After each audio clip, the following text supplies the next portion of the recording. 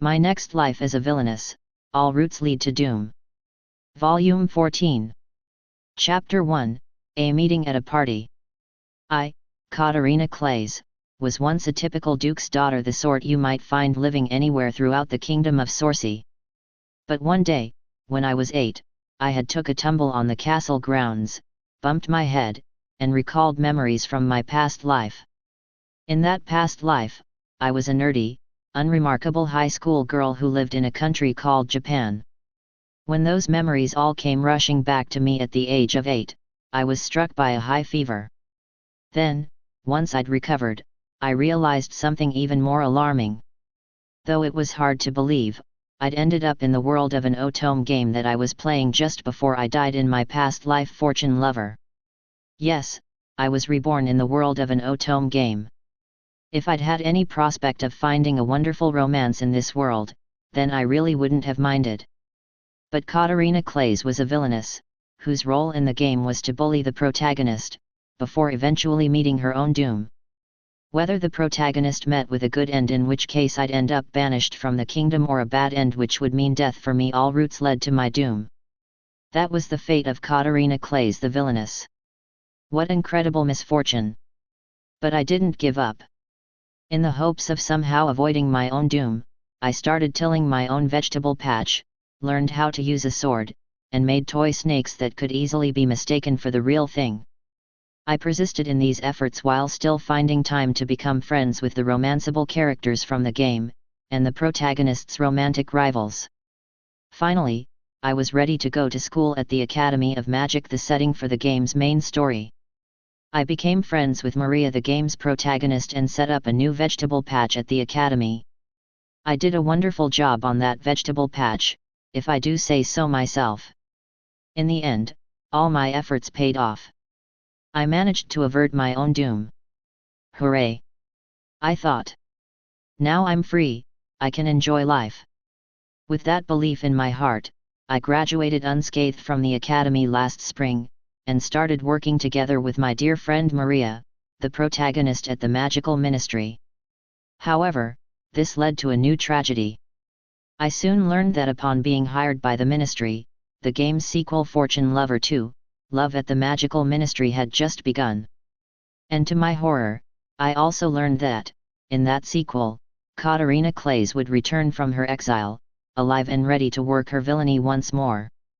This time around, a good end for the protagonist would mean imprisonment for me, whereas a bad end would mean death. My doom had been upgraded since the last game. Just when I thought I'd escaped my doom. Though I lamented my fate heavily, I started thinking about how to overcome my fate once again. But it seemed reality had no respect for my wishes, as I soon obtained 2 items steeped in villainy, a dark familiar and the Dark Covenant. In the midst of this woe, thanks to a mysterious recurring dream I have once in a while, I found out that there were only 6 months left in the game's story. Katarina Clays wouldn't lose to a little thing like doom. I swear I'll emerge victorious, and return to my life as a run-of-the-mill duke's daughter. As I gazed upon a magnificent vegetable patch that had been cultivated in a hidden corner of the Magical Ministry, I replayed the events of my life up till that point in my head, like a trailer about the protagonist of an anime. It was the perfect activity to pass the time while taking a little break from farming. For the finishing touch, I imagined myself with stars sparkling in my eyes as I raised a star-topped staff above my head. In reality, my magical staff had a skull on top. Still, it was a pretty good trailer, if I did say so myself. I wished I could show someone else the trailer for Katarina Clays's life, which I'd created entirely within my own mind. I glanced sideways at Maria and Cyrus, who were also taking a break, sitting beside me. They were discussing something to do with work, so it really didn't seem like a good time to butt in to describe my wonderful trailer to them. I was rather impressed by how earnestly they were discussing work while taking a break from our shared hobby. I even felt a little bit embarrassed for spending my time creating an anime trailer in my head while sitting next to them. I turned my gaze away from them and looked back at the vegetable patch. Nearly 6 months had passed already since Maria and I began helping Cyrus work this vegetable patch, which he'd started in secret in a corner of the ministry grounds, as a hobby after work. Cyrus, who was a bit overexcited about having more hands to till the field, had expanded it just a little. It was nearly that time of year when farmers began their fall harvests. I knew I could look forward to some big, juicy vegetables. In Japan, in my past life, it also would have been the season when rice was harvested, and I would get to eat fresh rice. Those smooth, shiny grains of freshly harvested rice were plenty sweet all on their own, they were delicious. But with a classic accompaniment like a pickled plum or pickled veg on top, it was luxury. I could have any number of extra helpings. Ah, I really want some rice. Would you like some rice, Lady Katarina? I heard Maria ask me in her adorable voice, and realized that I'd been speaking my thoughts out loud. Yet, while I was looking at the vegetables in the field, I thought to myself that it's almost the season for harvesting rice, too, and really felt like eating fresh rice, I answered. Cyrus blinked in surprise. You know what time of year rice is harvested? You must really like the food of Zairma. Yep. In my past life, I was the granddaughter of a rice farmer, and even helped plant the paddies and harvest the rice. I said proudly, inside my own head. Yes. I love it, I answered outwardly. By the way, bread made with wheat flour was the main staple in Sorciè's cuisine. In other words, it was just like Western cuisine, and rice wasn't widely available. But in the neighboring nation of Zairma, which was more like Japan, rice was the staple crop, and the food seemed similar to Japanese cuisine as well. Rice was also the staple crop in the territory ruled by Cyrus's family, which was right next to Zairma and also had food similar to that of Japan. I had learned this from Cyrus a little while after I started helping him with his vegetable patch. Ever since then, I'd had an overwhelming desire to travel to his home and try the food there. However, it turned out that a trip to Cyrus's home country would take 4 days by horse-drawn carriage. It wasn't the kind of distance I could travel on a whim. I'm happy to hear that you like the foods of my homeland. My family always sends me some of our prized crops after the harvest each year, so I can share some with you, Miss Katarina, said Cyrus, his eyes half closed in delight. Really? Hooray! I cried, hopping up and down in celebration. I'm happy for you, said Maria with a big smile. When the shipment arrives, let's eat them together, I suggested to Maria. She chuckled, then smiled. Ah, prized crops from Cyrus's home country. I really can't wait. I wonder if they'll send pickles? But wait, what if they send fresh rice? Just what do they send him each year? Feeling like I just had to ask, I turned to Cyrus again to see him with an apparently peaceful smile on his face. Mr. Cyrus, is something the matter? I inquired. He laughed and scratched the back of his head with a slight air of embarrassment, before answering in a low voice that only I could hear. Oh, no. I mean, when you said you wanted to work on the field today, I was surprised, given what happened recently. But now that I've seen Maria smile, I'm glad we did. I'd had no idea that Cyrus felt that way when I suggested working on the field today. I'd only thought that the harvest season was approaching and I should help. I thought I was being considerate. Maria still can't help being a little jumpy. But now that she's spent some time with you, I can see she's more relaxed. She doesn't look so tense, Cyrus continued in a low voice. Right, so Maria's still a bit skittish. Because she'd taken some time away from deciphering her magical covenant, I hadn't seen her for a little while and didn't realize. But, of course she'd be a little jumpy. Only a few days had passed since the incident. A little while ago, a mysterious gang of people involved in dark magic, which I'll call the Dark Magic Gang for short, attacked Maria at her family home and attempted to harm her. Then, by sheer coincidence, I arrived together with Cesar, Prince of Ethanel, and we rescued her. I'll call that whole business the case of Maria's rescue for short. In the end, we only managed to capture some thugs who were hired for that particular job, and failed to apprehend Sarah, the dark magic user who was instrumental to the gang's plans. That was because some handsome, sexy, mysterious older man had appeared and dashingly helped Sarah to escape. With one roadblock after another, we'd still made no progress in our investigation of the dark magic gang following the case of Maria's rescue. It had only brought the fact that Maria was being targeted into sharp relief. Therefore, it had been decided that Maria and her family would live under the protection of the magical ministry until it was judged safe for them to leave. Whenever they went outside the ministry, they would be accompanied by bodyguards. Under the circumstances, it would be strange if she weren't a little on edge. Today, even during our gardening work, there were apparently bodyguards standing by in case of any danger. Though, considering that we were on the grounds of the magical ministry, which was one of the top 2 safest places in Sorcy, and we were with Cyrus, a department head at the ministry who was skilled in magic, martial arts, and swordplay, there really was no risk of danger. I'd only asked Cyrus about working on the field because the harvest season was coming up, but I was glad that it had also helped relieve Maria of some of her tension. If she carried on feeling so stressed, she'd only wear herself out. But Cyrus's expression was just a bit too mushy for comfort as he basked in Maria's smile. I started feeling very strongly that I was a third wheel, and returned my gaze to the vegetable patch, only to notice a number of spots in the soil where little mounds had appeared. Was those there when we arrived? I wondered, and went over for a closer look.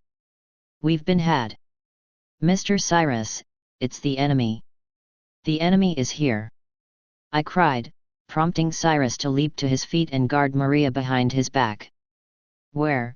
He asked sharply as he looked at our surroundings. Right here. Look at this hole, I said, pointing at the hole that was nearest to me, earning myself a confused look from Cyrus. A hole? What are you talking about? That's right. This hole means that we've been attacked by moles, the sworn enemy of all farmers, I declared firmly. Cyrus gave me the fiercest scowl, while Maria laughed loudly beside him. This in turn made Cyrus lose his scowl a bit. Miss Katerina, he replied, while the mole certainly is the nemesis of all farmers, I'd like you to avoid using the word enemy for the time being. Under the circumstances, you'll only make people panic. I gasped in realization. Oh, right. Sorry. But the attack on our field rattled me, I apologized hurriedly, while Maria only laughed harder. She was actually holding her stomach. After taking a look at Maria in her mirth, Cyrus frowned, walked over to me, and peered down at the same hole I was examining. You're right. Looks like moles did this. It certainly does. So far, in this life, my own vegetable patch hadn't been attacked yet, but my grandma in my past life had mole attacks from time to time. I remember her being aggravated by that. Even though we're on ministry grounds, moles still found their way in, I mused. There's still a bit of nature around here, so of course they would.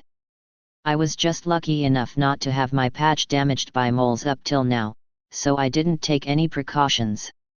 From now on, I will, said Cyrus, before pausing to think for a while, probably about countermeasures for moles. When I thought about such countermeasures, I remembered my grandma in my past life sticking machines that looked like nails, and made a beeping noise, into the ground she wanted to protect. But after a while, she'd say, that beeping is so annoying, and yank them out, so I didn't know how effective they really were. Besides, those machines didn't seem to exist in this world. The only other method I knew for repelling moles was to put something on the soil that gave off a smell that moles would hate. What kind of smell do moles hate? Ah, I know. Pokey, come on out. As soon as I called him, a black puppy hopped happily out of my shadow and woofed. Pokey was my dark familiar and a sort of pet, as well as a dependable partner who could do battle in a pinch. As he was a dark familiar, I couldn't bring him out so openly around people who didn't already know about him. But Maria and Cyrus both knew about my situation, so that wasn't a problem. Hey, Miss Katerina. Why did you just summon your familiar? Asked Cyrus with a slightly harsh expression. I thought I'd get Poke to poop on the soil to keep moles away. Huh, cried Cyrus, his mouth hanging open in shock. I heard once that if you leave dog poop on a vegetable patch, raccoon dogs won't come near it. I thought it might work for moles as well. I'm pretty sure I remember Grandma getting some poop from a doggy in the neighborhood, who always barked up a storm when he saw me, and scattering that on her vegetable patch to keep away raccoon dogs. For some reason, dogs hated my past self and I could never get near them. But now that I had my own pet dog, I wouldn't need to go to the trouble of borrowing poop from other people. I could just tell Poke to make some. Okay, Poke. I need you to poop. Poke barked happily, seeming to understand my instruction, and assumed the pose to poop, bracing himself against the ground. I matched Poke by clenching my fists and flexing my own muscles. You can do it, Poke. Groan if you need to. And clench your bottom, I said, desperately trying to cheer him on from the sidelines. Excuse me, but as Poke is a dark familiar, he might not be capable of excretion, Maria interjected, somewhat hesitantly. Ah. That's right. I moaned, suddenly clutching my own head. Though Poke might look and act like a dog, he was ultimately a dark familiar, and didn't have excretions. I had completely forgotten about that. Poke must have forgotten too, as he looked surprised, and his face seemed to say, oh yeah. Then he padded over to me and let out a whine that I'm pretty sure meant, sorry. I'm sorry for asking the impossible, Poke, I apologized. When she saw us apologizing to one another, Maria started laughing again. In the first place, you wouldn't get away with leaving your dog's excrement somewhere as prestigious as the Magical Ministry's grounds, said Cyrus, the man who'd planted a vegetable patch somewhere as prestigious as the Magical Ministry's grounds. True. It would smell, and it would be awful if anyone stepped in it, I agreed. No, that's not what you should be concerned about. In any case, let's forget about the idea of spreading excrement around. I'll consider which of the techniques we used to use at home can be put into practice here. You needn't give it any more thought, Miss Katerina. I suppose not. After all, you're the real pro when it comes to tending the patch, Mr. Cyrus. I'll leave it in your hands, I said. Poke echoed my confidence with a happy woof. But I noticed that when Poke barked, Cyrus flinched a little. Mr. Cyrus, do you have a problem with dogs? Ah. No, I wouldn't say that, he replied, then paused. Could it be that you want to get along with dogs, but they just start barking when you get near them? I asked. I thought he might be like me. But Cyrus shook his head. That's not it. I had a pet dog when I was a child, and he was very affectionate. Now I felt envious. How many times have dogs snarled and barked at me? But now I have Poke, that's all in the past. Crouching down, I gave Poke a pat on his fluffy head. Poke half closed his eyes in delight. My pet dog used to close his eyes and wag his tail when I petted him. We were always together, almost like brothers, said Cyrus with a far-off look in his eyes. But that dog died in an accident. Right in front of me. From that day on, I've been slightly afraid of getting close to another dog, no, close to any animal. When I heard this, I picked Poke up almost unconsciously and hugged him tightly, so I couldn't lose him. Cyrus fell silent, still with that far-off look in his eyes, probably thinking about his dog that died. But after a while, he shook his head, as if to dispel those feelings. All right, after a little more work on the field, we'll call it a day, he announced breezily. Deciding not to ask any more questions, Maria and I both responded with a, yes sir. We resumed our work, and once we were done, we all headed back to our homes. I only realized that I'd forgotten to ask Cyrus what kind of food his family would be sending him after I'd already gone to bed. As I gazed absent-mindedly out of the window of my carriage, I recalled what Cyrus had told me the previous day. He'd revealed that, ever since his pet dog died in front of him, he'd been scared of getting close to dogs, as well as other animals. Cyrus had insisted that he didn't have a problem with dogs, but if he was scared of getting close to them, I felt that amounted to the same thing. So he in fact had a problem with young women and with animals. For a romanceable character, he certainly had a wide range of phobias. Since this was an Otome game, his phobia of women had to be rooted in some traumatic incident. But what might that be? I knew that there weren't a lot of young women around when he was growing up, and I'd just learned that his pet dog had died in front of him, but was there something else in his childhood? I don't know. But in the game's story so far, there did seem to be a pattern of horrible things happening in the romanceable characters' childhoods, leaving them with trauma. Alan, for instance, had been written to have a twisted personality, after being compared to the multi-talented Jedward throughout his childhood.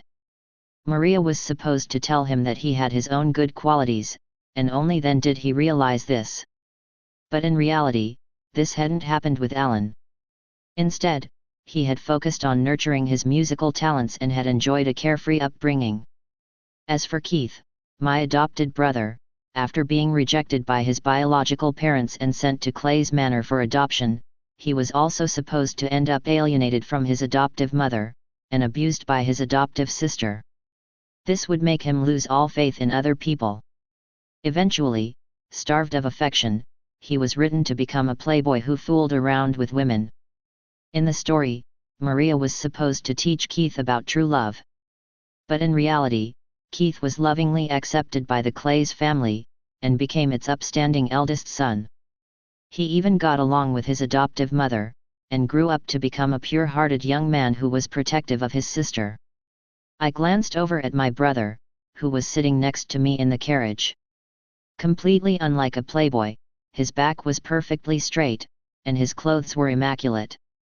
But the fact that he still oozed sexiness was probably just an unavoidable artifact of his original character design.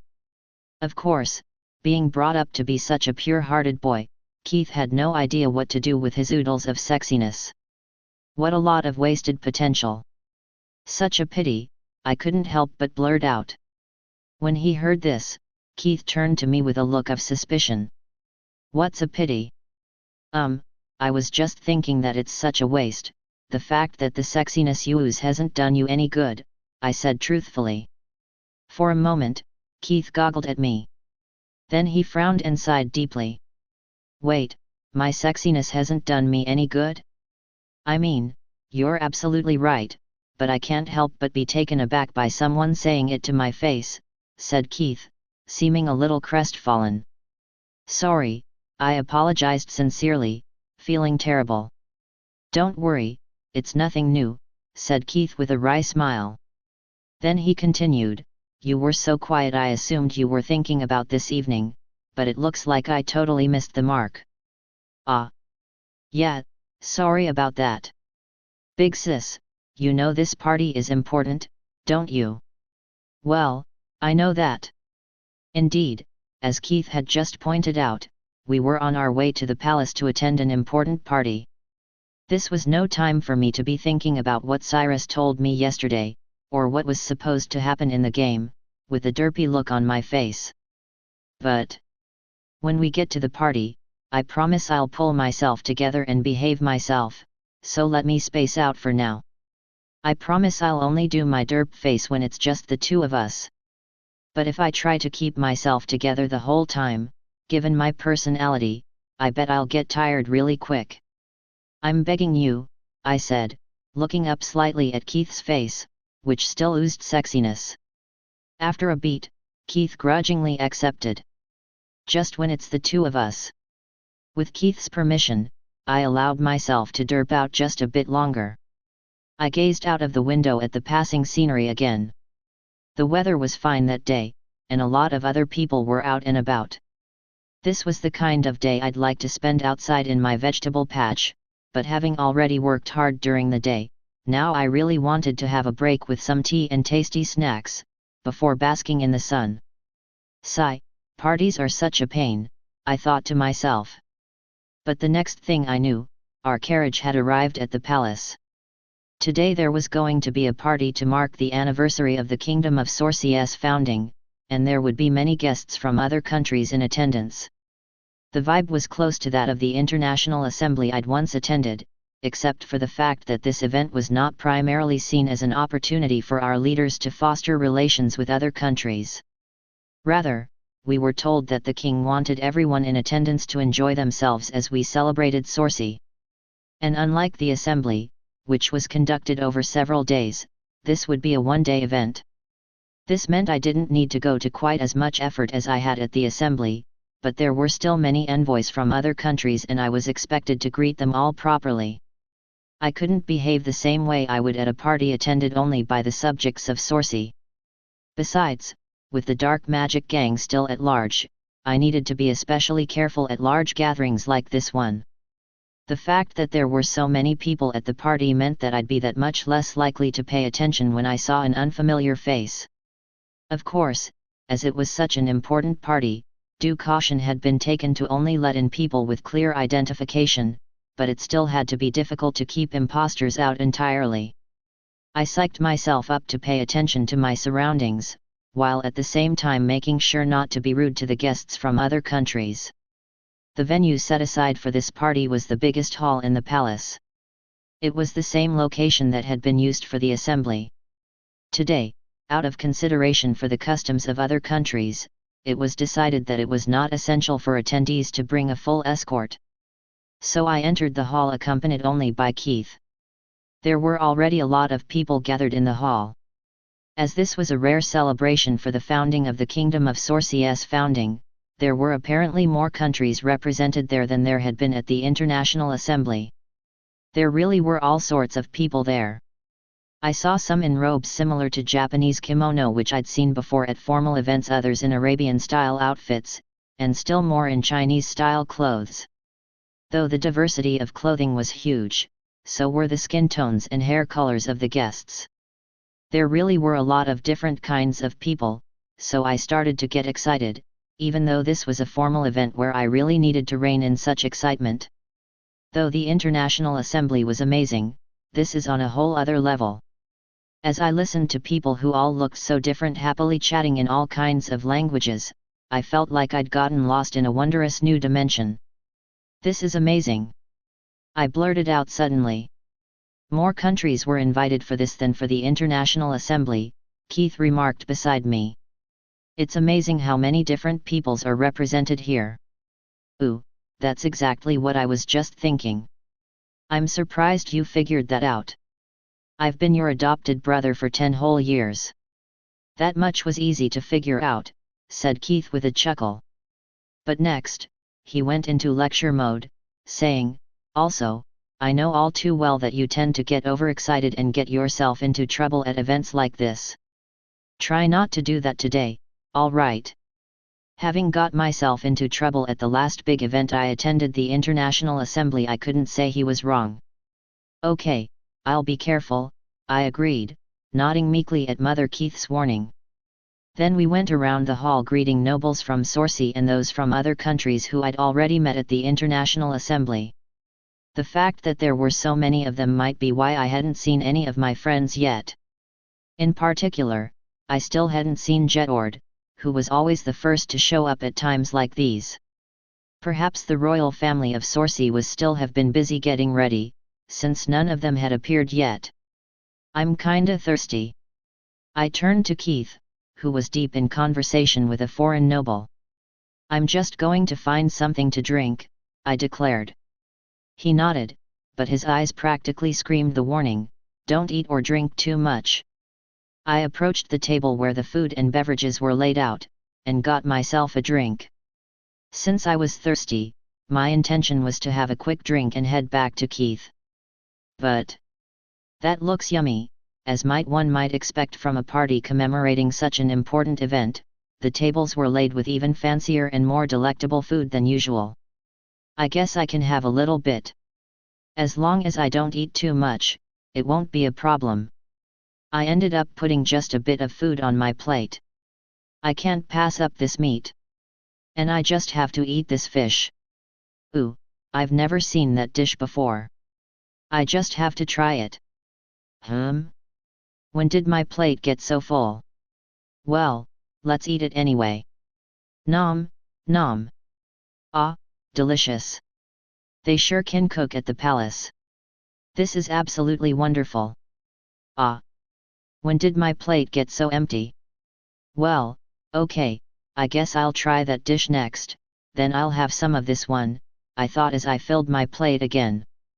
But at that very moment, "You're overeating again," I heard a voice say. I flinched, then froze. I turned to look in the direction where the voice had come from to see an unfamiliar man standing there. Fortunately, he wasn't even looking at me, but a woman standing beside me, a couple of paces away. Oh, so he didn't mean me, I thought, relieved. When I turned my gaze to the woman next to me, I saw she was frozen in exactly the same pose as me, holding a plate piled high with food. I felt a strong surge of affinity with her.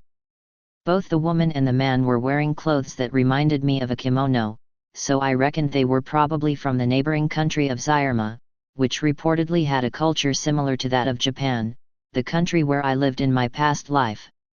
"Haven't I told you that a lady isn't supposed to stuff her face at events like this?" the man said to the woman. "That's the same thing Keith always tells me."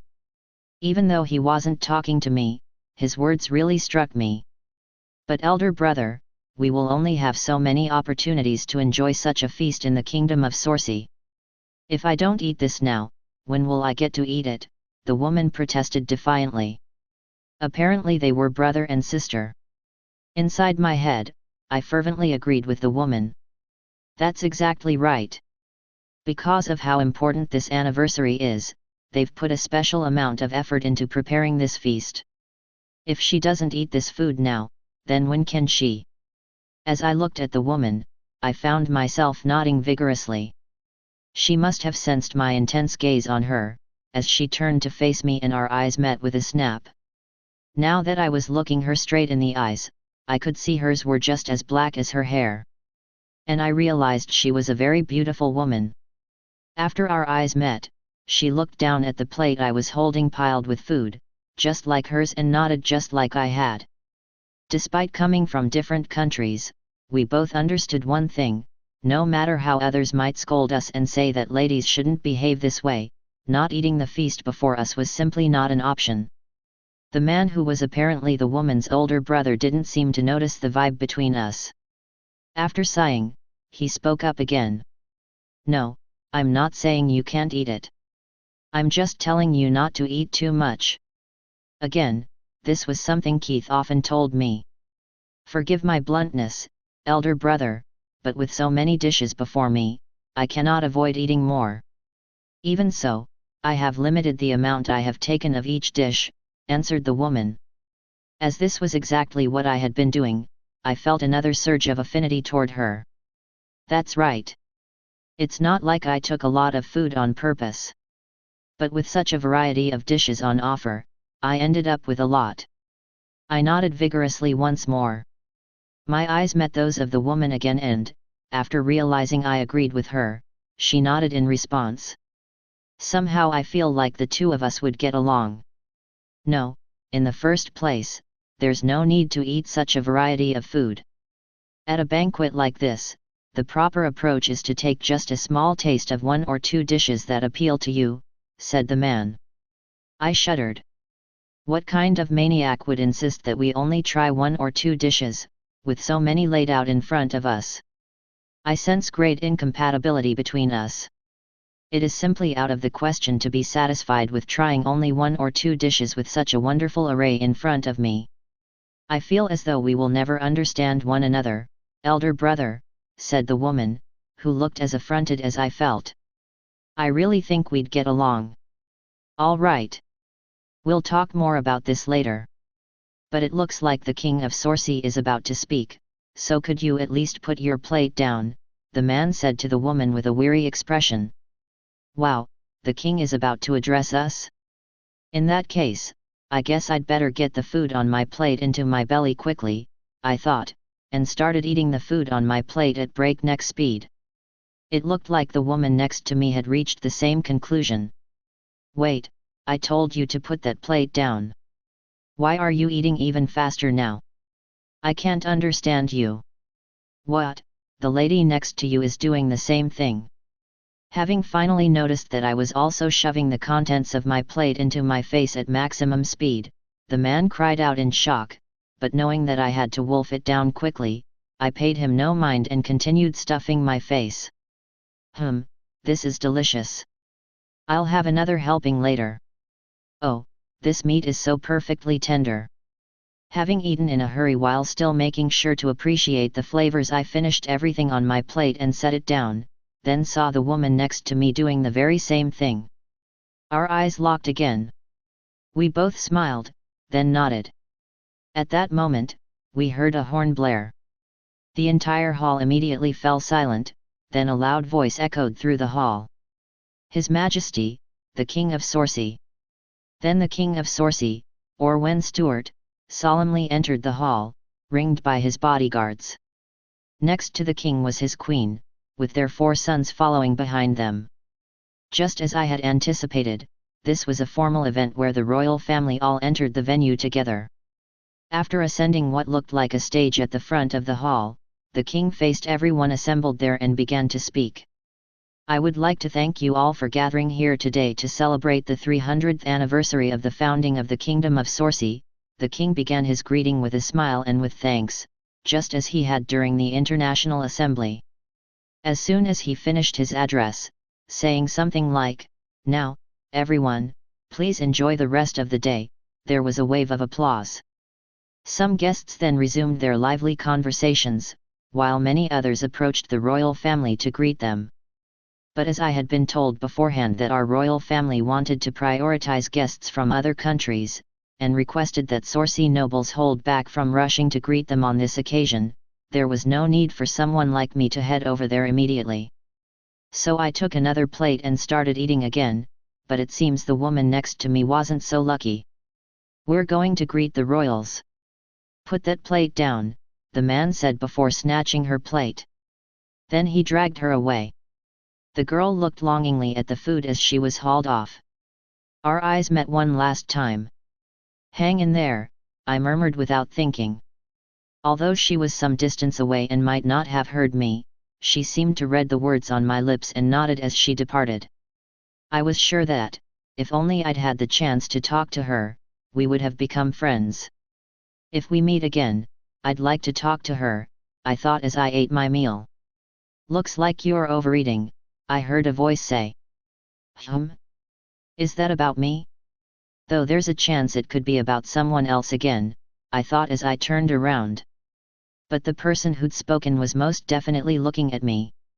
Yeah, those words were absolutely directed at me. On top of that, the person who spoke to me was Prince Cesar. He was the Prince of Ethanel, a kingdom across the sea, and he was currently studying abroad here in Sorcy. "Hey," he said in a hushed voice. As I was overtaken by the charms of a wild-looking, handsome man with tan skin and a grin, I felt my heart skip a beat. Though Cesar always acted the part of a prince in public, he had once lived the life of a mercenary, and thanks to that, his true disposition was more frank than you might expect from a royal, and was more like that of most young commoners. That was how he had acted when I first met him, so that was how he still behaved when it was just the two of us. "I cannot thank you enough for your help the other day," I said. Cesar had saved me during the case of Maria's rescue, when I lost control of my dark magic. We had spoken a little the following day when he came to check on me, but we ran into some difficulties that meant he had to leave before I could even say goodbye. This was my first time seeing him since. "Have you been feeling okay since then?" he asked, seeming concerned. "Yes, thanks for asking. I'm all better now," I replied energetically. "Really? Glad to hear it. You were about to collapse the last time I saw you." "I was worried," he replied. At this point I fully remembered what had happened the last time I saw Cesar. The day after the case of Maria's rescue, Cesar visited my home. Just as I was in the middle of thanking him for stopping me when I lost control of my magic, Jedord suddenly showed up. For some reason he was jealous of Cesar and me, and gave me a grown-up kiss right in front of Cesar. Having had no prior experience with romance, not even in my previous life when I was faced with that situation, my brain had short-circuited and I'd fainted on the spot. Jedward apologized for this soon after, but I hadn't seen Cesar since then, in other words, since he saw me engaged in that kiss. Now that I've realized that, I'm suddenly really embarrassed. I felt my face turn red. Actually, I just wasn't used to that kind of thing. It's not that I felt unwell. I mean, I want to explain that I didn't collapse because I was unwell, but rather because I'm not really used to romance, or kissing, or perhaps I should say it was because it was my first grown-up kiss. Wait, should I say that? Seeing my confusion, Cesar chuckled. You and the prince are still young. You've got a lot to learn. Huh? I responded. I cocked my head in puzzlement, not quite taking his meaning. Cesar looked back at me with eyes that were in fact golden, but covered with black glass at that moment. Did you find that act unpleasant? Or, by that act, he must mean that kiss Jedward gave me. Was it unpleasant?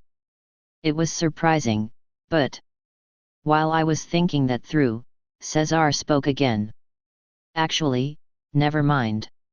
You don't need to think about it too deeply right now. It would be easier for me if you didn't, he said before lightly patting my head. I have no idea what he's talking about, but I guess he's saying that, for the time being, we don't need to go over that embarrassing incident. Oh, I guess he spotted me. I can feel his eyes burning a hole in my back. Let's leave it at that for today, said Cesar, before giving me 2 more pats on the head. There are a lot of people here today. Try not to wander around by yourself. I'll go and fetch your escort, so just stay put. After saying that, Cesar vanished into the crowd. Oh, yeah. There are a lot of people here today. I was told to be extra careful, but with that spread in front of me, I let my guard down. He said he'd fetch my escort, but with so many people, I bet it'll be hard for Cesar to find Keith. And I already know where he is. Okay, once I've eaten this I'll head back to Keith, I thought, as I started to stuff the food on my plate into my mouth again. You're eating too much, big sis. I heard my adopted brother's usual nagging. Oh, Keith, it's you. What kind of response is that? You said you were just going for a quick drink, but you never came back, so I started worrying. But I couldn't find a break in the conversation I was in, so I couldn't come look for you. Then Prince Cesar came over and told me where you were. Cesar said he would go and fetch my escort. It looked like, true to his word, he had told Keith where to find me. Locating Keith, who he'd barely spoken to before, in such a big crowd was no mean feat. I was impressed with Cesar. Honestly. Now you've inconvenienced Prince Cesar again. Get a grip, big sis. Yes, Keith. I'm sorry. He was absolutely right about that, so I made sure to apologize. Perhaps because I had shown genuine remorse by apologizing, Keith spared me any further nagging. With Keith's permission, I finished what was left on my plate, had a drink, then took a breather. But then I became aware of something that I'd failed to notice before, since I was so spellbound by the food. The crowd seems to have thinned quite a bit compared to earlier, I noted while looking around the hall. I don't think people have left. Rather, pretty much anyone visiting from another country has gone to greet our royal family. Look, said Keith, pointing to a long line of guests. Wow, unbelievable, I blurted out. With a typical party at the palace, there would be a fairly long line leading to the royals, but I'd never seen one this big before. The list of countries invited to today's party was particularly lengthy. I guess it can't be helped, but it must be tough for them, said Keith as he looked at Sorcia's royal family greeting one guest after the other with smiles on their faces. I followed his gaze to find them all beaming just like always, but it really must have been difficult with that many people to greet. Alan, the youngest of the princes, wasn't particularly sociable anyway, and I could see the beginnings of a weary expression on his face. This made me think that Jedord must be starting to feel tired as well. But he was the kind of person who never let fatigue show on his face, preferring to grin and bear it. I was sure he would still be wearing his usual smile. When I glanced at Jedord, for just one moment, I felt as if our eyes locked. Huh? Did our eyes just meet? It's hard to tell with so many people. Could it be my imagination? Big sis, what's the matter? Just now, for one moment, I felt like Prince Jedord was looking right at me. But that can't be right, not with this many people. I must have imagined it. This has to be like that thing in my past life, when people at idol concerts believed that their eyes met those of one of the idols. It might not necessarily have been just your imagination, said Keith, frowning slightly. No, I guess it was. Just try not to run off on your own, okay? Okay. After giving Keith the right answer, I heard another voice call out to me. Lady Katarina. I thought I might find you here. I'm so glad I did. With a big smile on her face, a beautiful young lady named Mary Hunt, known as the Flower of High Society, walked over to me. She brought many other familiar faces along with her. Mary. And you have Maria, Sophia, Master Nicole, and Mr. Cyrus with you too. Did you all come here together? The Askert siblings, Mary and Maria, made up the usual gang, but I was surprised to see Cyrus was also with them. He hadn't said anything about today's party when I spoke to him yesterday. I met with Master Nicole and Lady Sophia before coming here, and then I encountered Miss Maria and Mr. Cyrus just outside. So we all came in together, said Mary, quickly explaining the situation. Maria and Mr. Cyrus came here together. I cried in shock. Perhaps Maria wouldn't have minded, but I can't believe Cyrus managed to meet up with his crush. Just the other day he said he was too embarrassed to ride in the same carriage with her. This is the same Cyrus who could only fidget when left alone with her and couldn't speak a word. Most boys in elementary school are more advanced than that. Well, Cyrus, I'm so happy to hear that you are finally on equal footing with an elementary schooler. But then Maria revealed the truth. No, Mr. Cyrus met me here. Sora accompanied me to the palace. When I glanced at Cyrus, he gave me a smirk that seemed to say, exactly. Did you really think I'd be able to ride in a carriage alone with Maria? You're totally still behind most elementary schoolers. At this rate, you're never going to make any progress. Because of her strong light magic, Maria had become a celebrity in Sorcy. As a lot of people wanted to socialize with her, she had started to receive invitations to parties like this one.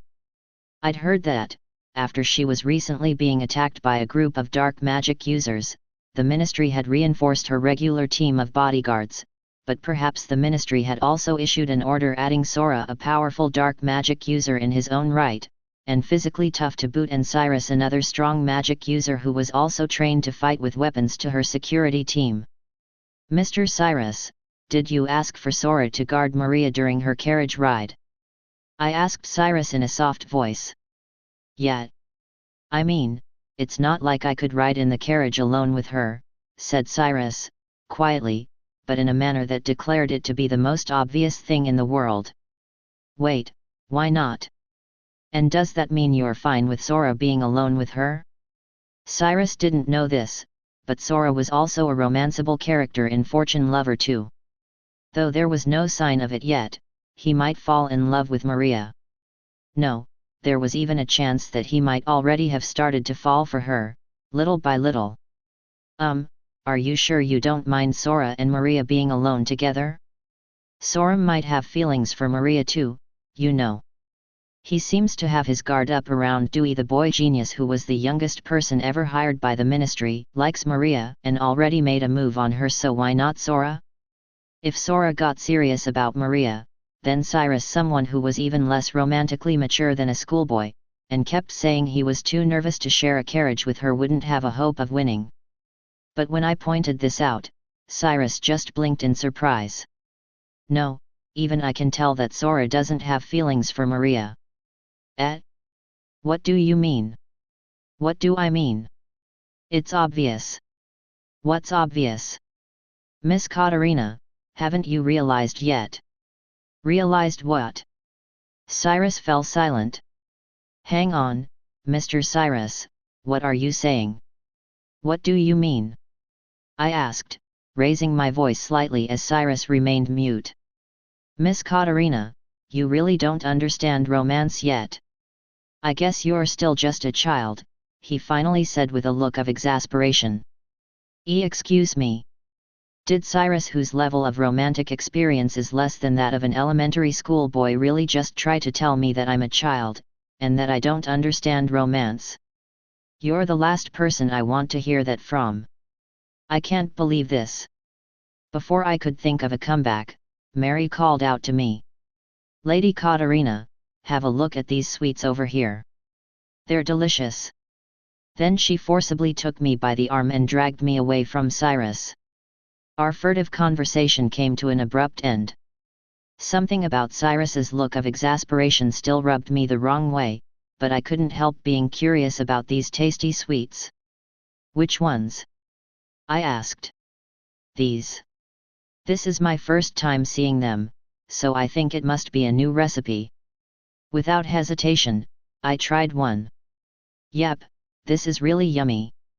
May I try one as well? Inquired Maria, deeply intrigued by news of a new recipe for sweets. Go ahead, I answered, though it was hardly my place to give her permission. Maria delightedly popped one into her mouth. I shall try one too, said Sophia, jumping on the bandwagon. After downing one, she smiled broadly and reported, It's delicious. You must try one too, elder brother, she continued. At his younger sister's suggestion, Nicole also reached out for one of the sweets. He chewed it with his usual lack of expression, but we were delighted to hear him mutter the word, tasty, in the end. It is so wonderful to finally get to see you, Lady Katarina, said Mary, once we had all enjoyed a taste of the new dessert. There are so many people here, it must have been hard for you to find me, I agreed, nodding my head. No, I was quite sure I'd find you over here by the food and drinks, Lady Katarina. Locating you wasn't the problem, said Mary. Oh, so it was really that obvious where I'd be? I see. As I was staring off into the middle distance, Mary continued speaking. So many people wanted to chat with me, I simply couldn't move. Ah, well, you're all so pretty, a lot of men must have approached you, I said. Mary, Maria, and Sophia were all remarkable beauties. That's not all. Of course, we were approached by a lot of men, but Master Nicole got even more attention, grumbled Mary, sounding quite fed up. Nicole did. But it was Nicole's sister Sophia, not Mary, who answered my doubts. Yes. Elder brother's charm is always incredible, but as there were so many guests from other countries, he received even more attention than usual. Naturally, the young women were interested, but everyone young and old, men and women wished to speak with him. Among them were middle-aged men of quite high standing, so he really struggled to escape their advances. Oh, so his devilish aura works wonders on foreigners too, huh? And he managed to charm them all, young and old, men and women alike.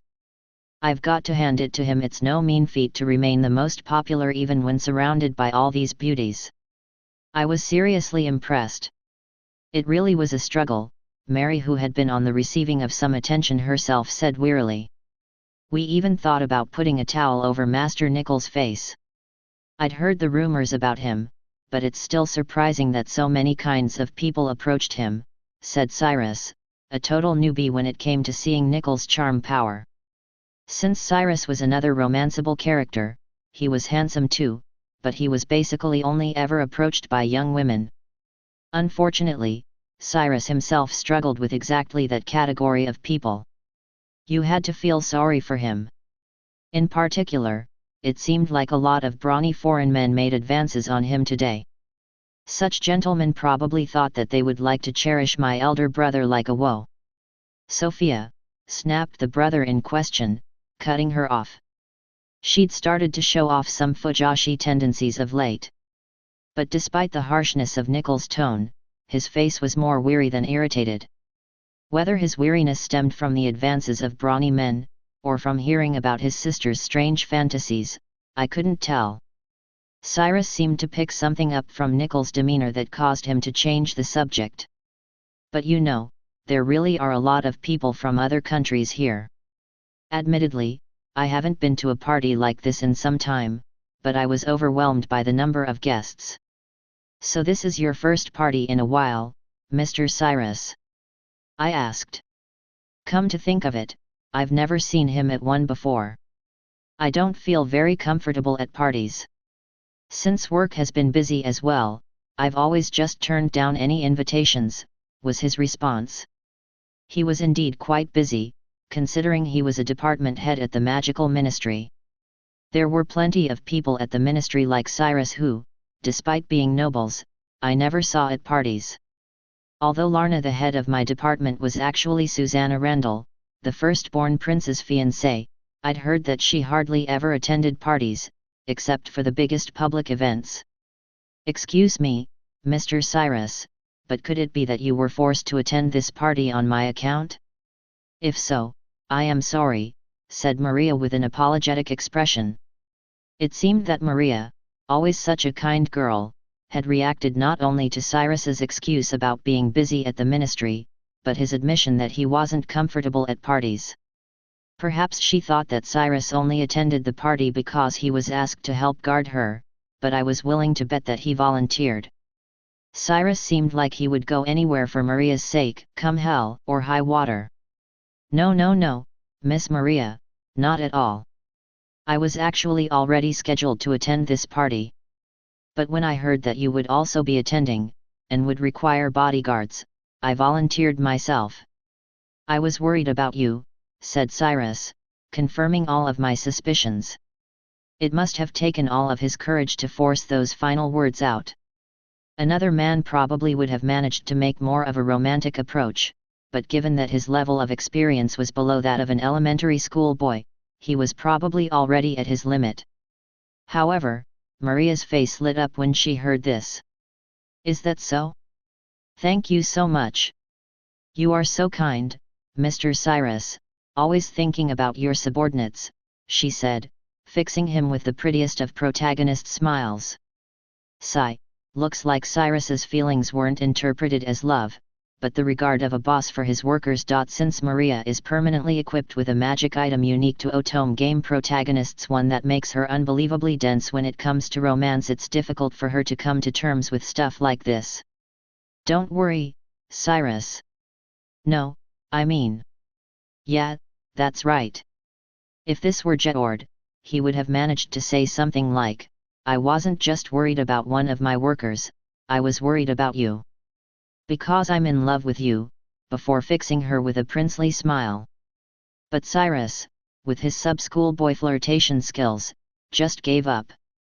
I don't expect you to pull a Jeord, but if you don't try a little harder, then Maria with her permanent debuff to her romantic senses will never know how you feel. I think this every time we meet, but it's hard to believe he's actually a romanceable character in an Otome game. I wonder how he's meant to make progress with Maria and end up with her in the game. I hope it's not the tragic kind of ending, where he only ends up with her in his dreams. Right now, it looks to me like he's losing to Dewey, who's 14 on initiative. I feel like he's headed for a good boss ending at this rate. Cyrus's romantic ineptitude so vexed me that I tried to give him a little encouragement now and then, but if he kept saying it was impossible for him to be alone with Maria, there was no hope for him. It looks like they immediately met up with Mary's group today, and spent no time alone together. Maybe they never will. After volunteering to be Maria's bodyguard, you really made no progress today? That's such a shame, Cyrus. With all of this on my mind, I looked pityingly at Cyrus. It looks like the line to greet the royals has thinned out a tad, so I think I'll go and talk to some more people, Keith interjected. How about you, big sis? Indeed, now that I looked, there were far fewer people lined up to see the royal family, and those who had greeted them had returned to the center of the hall. I know it's important to greet the other guests, but I want to enjoy some more food, I thought. Even if you are staying behind, Keith remarked without missing a beat, overeating and overdrinking is strictly forbidden. Just as one might expect from someone who'd been my adopted brother for 10 years, he instantly knew what I was thinking. With an awkward oof sound, I clammed up. Also, you can't go off on your own again. Either wait for me here with the others, or come with me, he insisted. I nodded, knowing all too well that he was right, but then Mary butted in. In that case, would you like to stay here and chat while we wait? Also, I can keep an eye on her to make sure she doesn't eat too much. She directed the second half of that utterance at Keith, almost like she was offering to babysit his kid. I felt like I'd simply been given a new guardian. I'm a grown woman, you know. In that case, I'll leave her in your hands, Mary, said Mother Keith, leaving me, his kid, with Mary. Mary, it looks like your child needs your help, murmured Nicole. Mary's child? Following Nicole's gaze, I spied Alan, the youngest of Sorciès princes. Now that the line to greet them had thinned out, the members of the royal family had started to spread out. Alan looked even wearier than he had when I saw him earlier, and he was surrounded by an insistent throng of young women. The words, "Save me, Mary," were written on his face. When Mary turned her gaze upon him, a look of extreme disgust not entirely becoming of a young lady came over her face. If she hadn't been a lady, then she probably would have tutted in irritation as well. Instead she sighed heavily, realizing she couldn't leave the child/follower she had looked after for so many years, though actually, he was her fiancé. "You will have to excuse me for a moment," she said before rushing off to rescue Alan. When Alan spied Mary approaching, his expression turned to one of relief. For her part, Mary stood protectively between him and the other young noblewomen, and deftly shooed them away. In romance novels, the prince always rescues the princess, but in this case Mary was the prince and Alan the princess.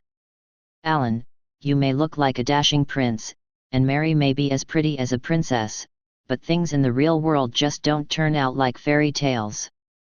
I turned my head only slightly to the side of this couple who defied storybook convention to find that the other princes were also beset by young ladies.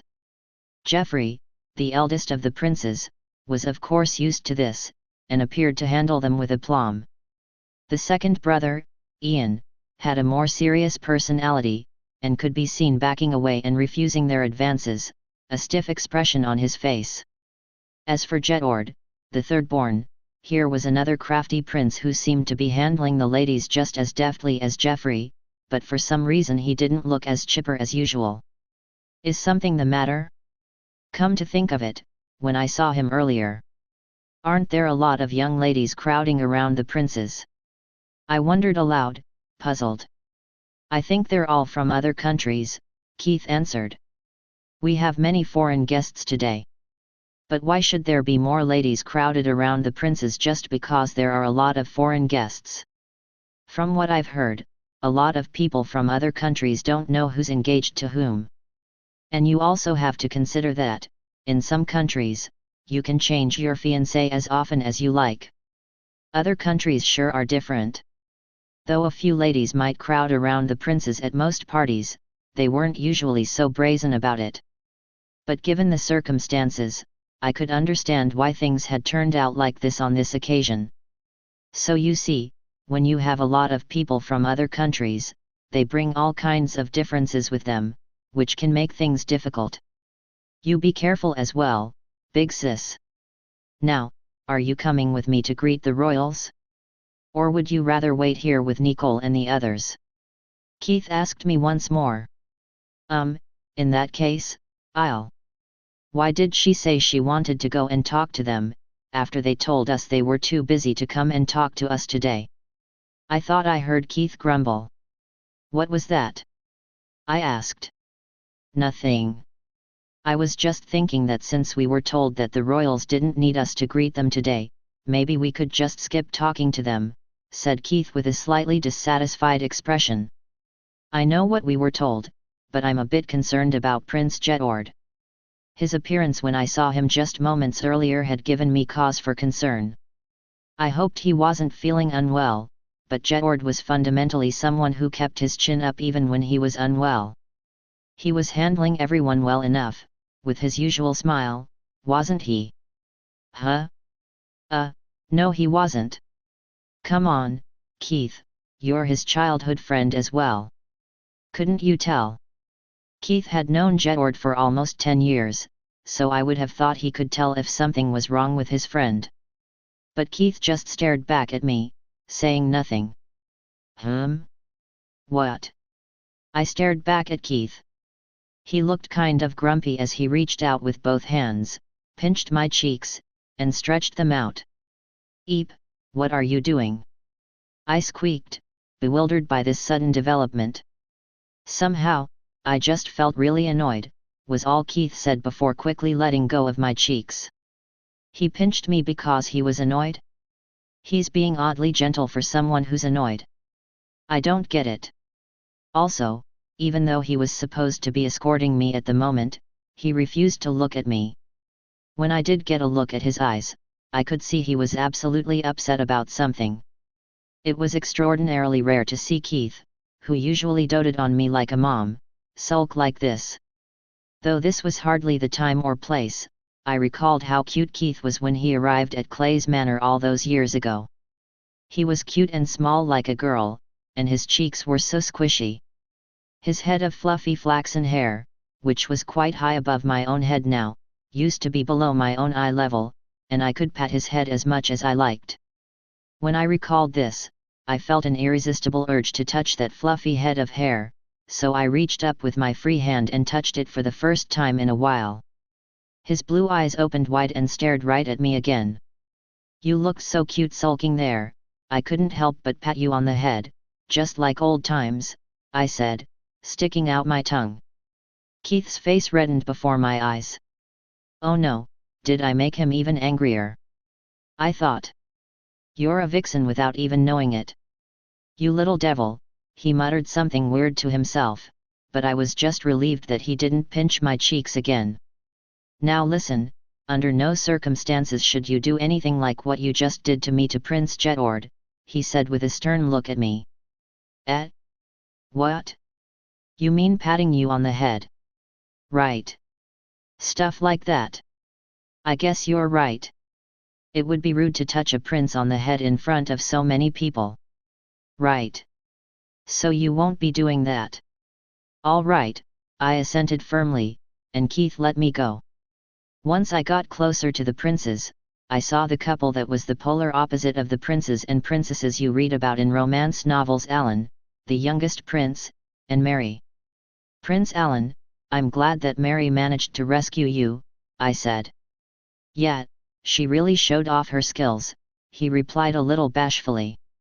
When he was little, Alan would have said that he didn't need anyone's help, but now that he was Mary's obedient pet he was far more honest. However, Prince Mary, who had just rescued the princess, seemed a little annoyed. Whenever you're faced with women like that, you're absolutely hopeless until I show up, aren't you? Please try to learn to handle them a little better on your own. Oof.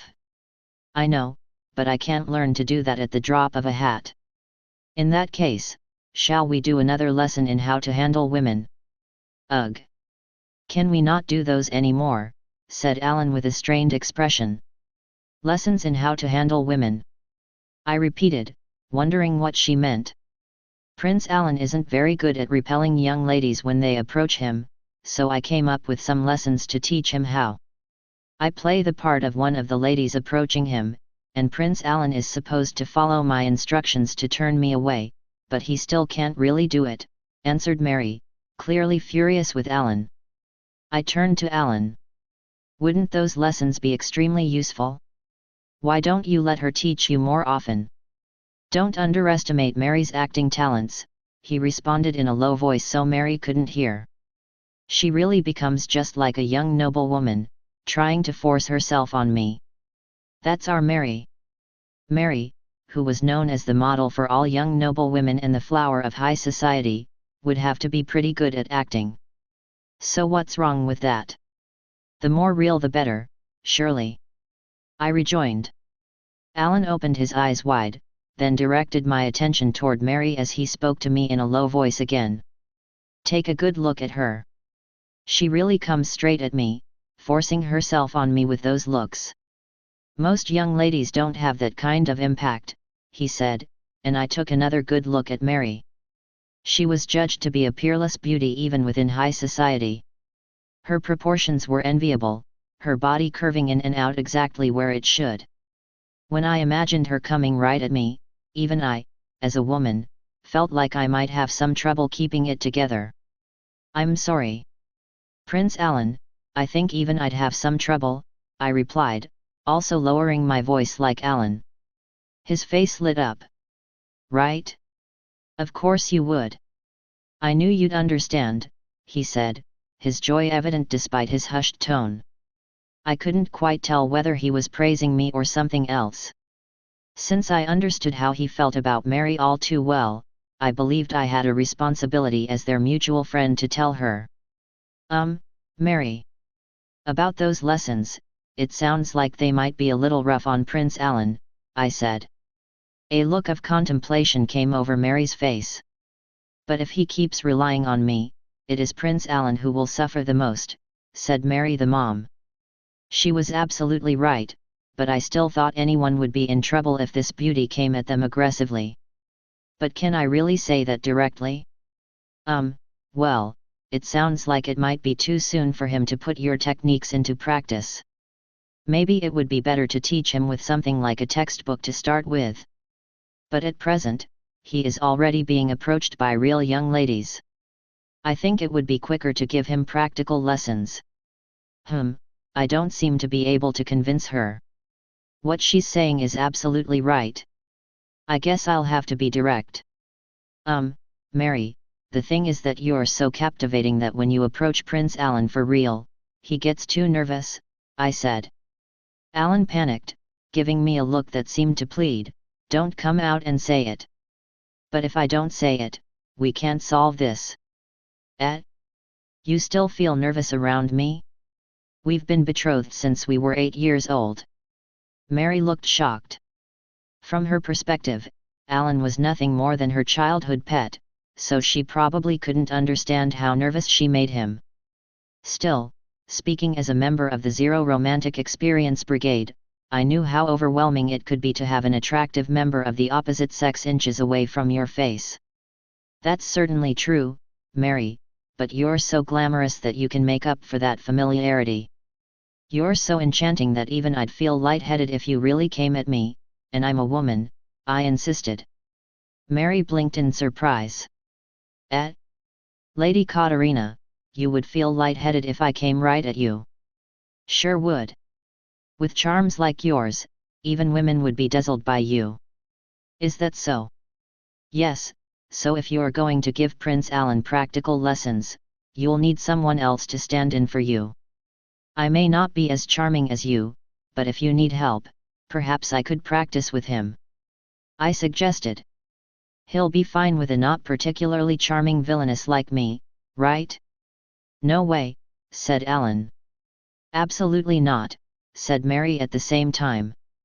About that. It wouldn't just be harder dealing with you. Actually, it might be harder with you than with anyone. I mean, Alan faltered.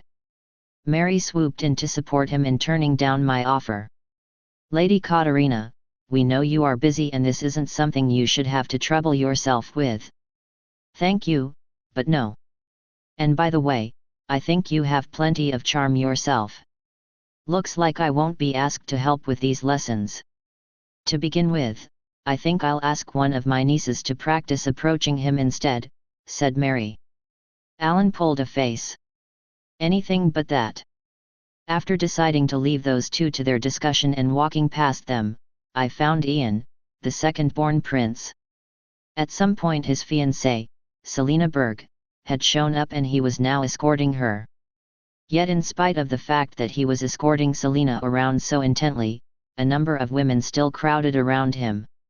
"Sorry," he finally declared, "but I feel neither interest nor curiosity toward anyone besides Selena, my fiancée.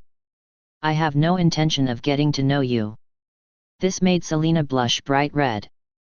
They seemed to be as lovey-dovey as always, which was nice to see.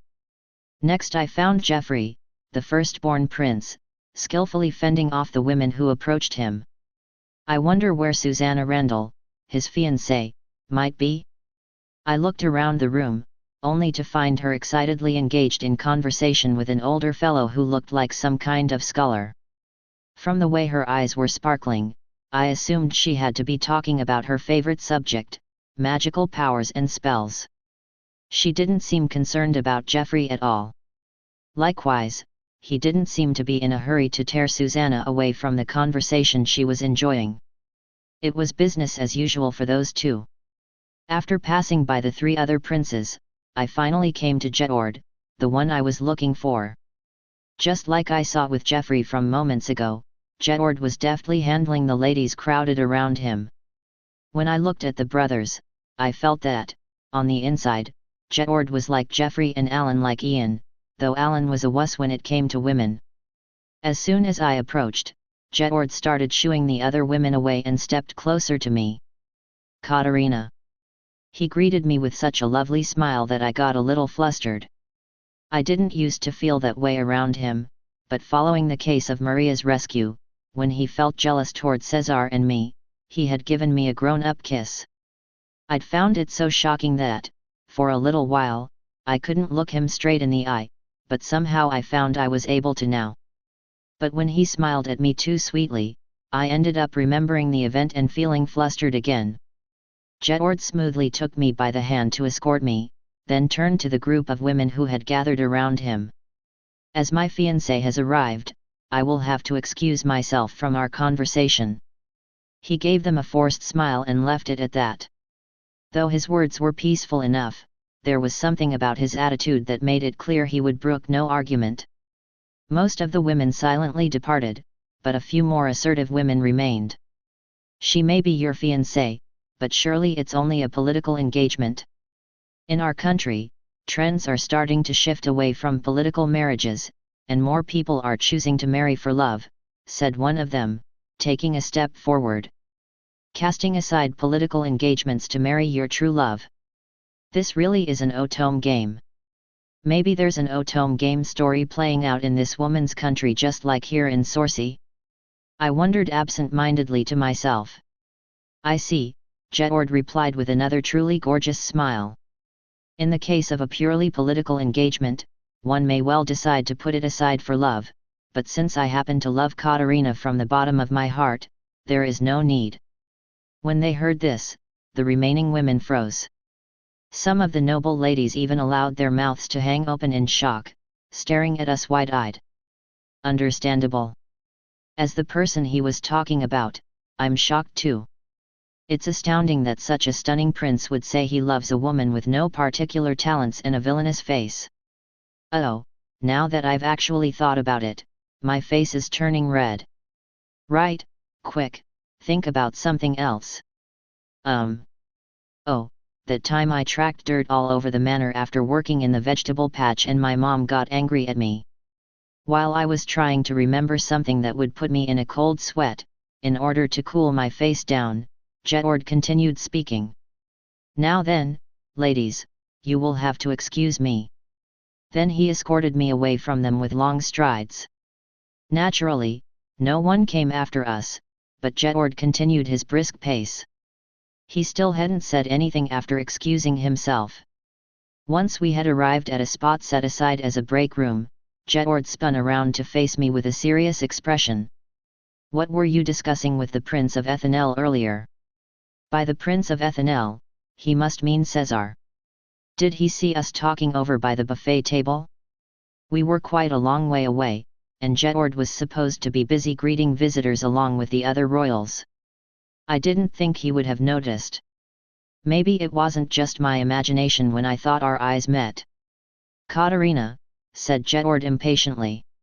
He had a somewhat worried look in his eyes. He just asked me how I was feeling.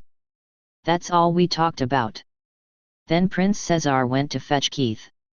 It wasn't as if I'd done anything wrong, but when I saw the look in Jedward's eyes I still felt a pang of remorse. I see. I thought he might have made another pass at you, he muttered, almost as an aside. Wait, Cesar's never made a pass at me before, I thought. But when I saw that Jedward's expression had relaxed a little, I decided not to say anything. You did seem to be acting a little differently when you were greeting the guests. Would that have anything to do with me and Cesar, by any chance? Was I acting differently? Jedward looked a little surprised. Yes. How to put it? You seemed tired to me, maybe even ill. I see. I thought I was managing as well as I normally do. Don't worry. I'm sure no one else noticed.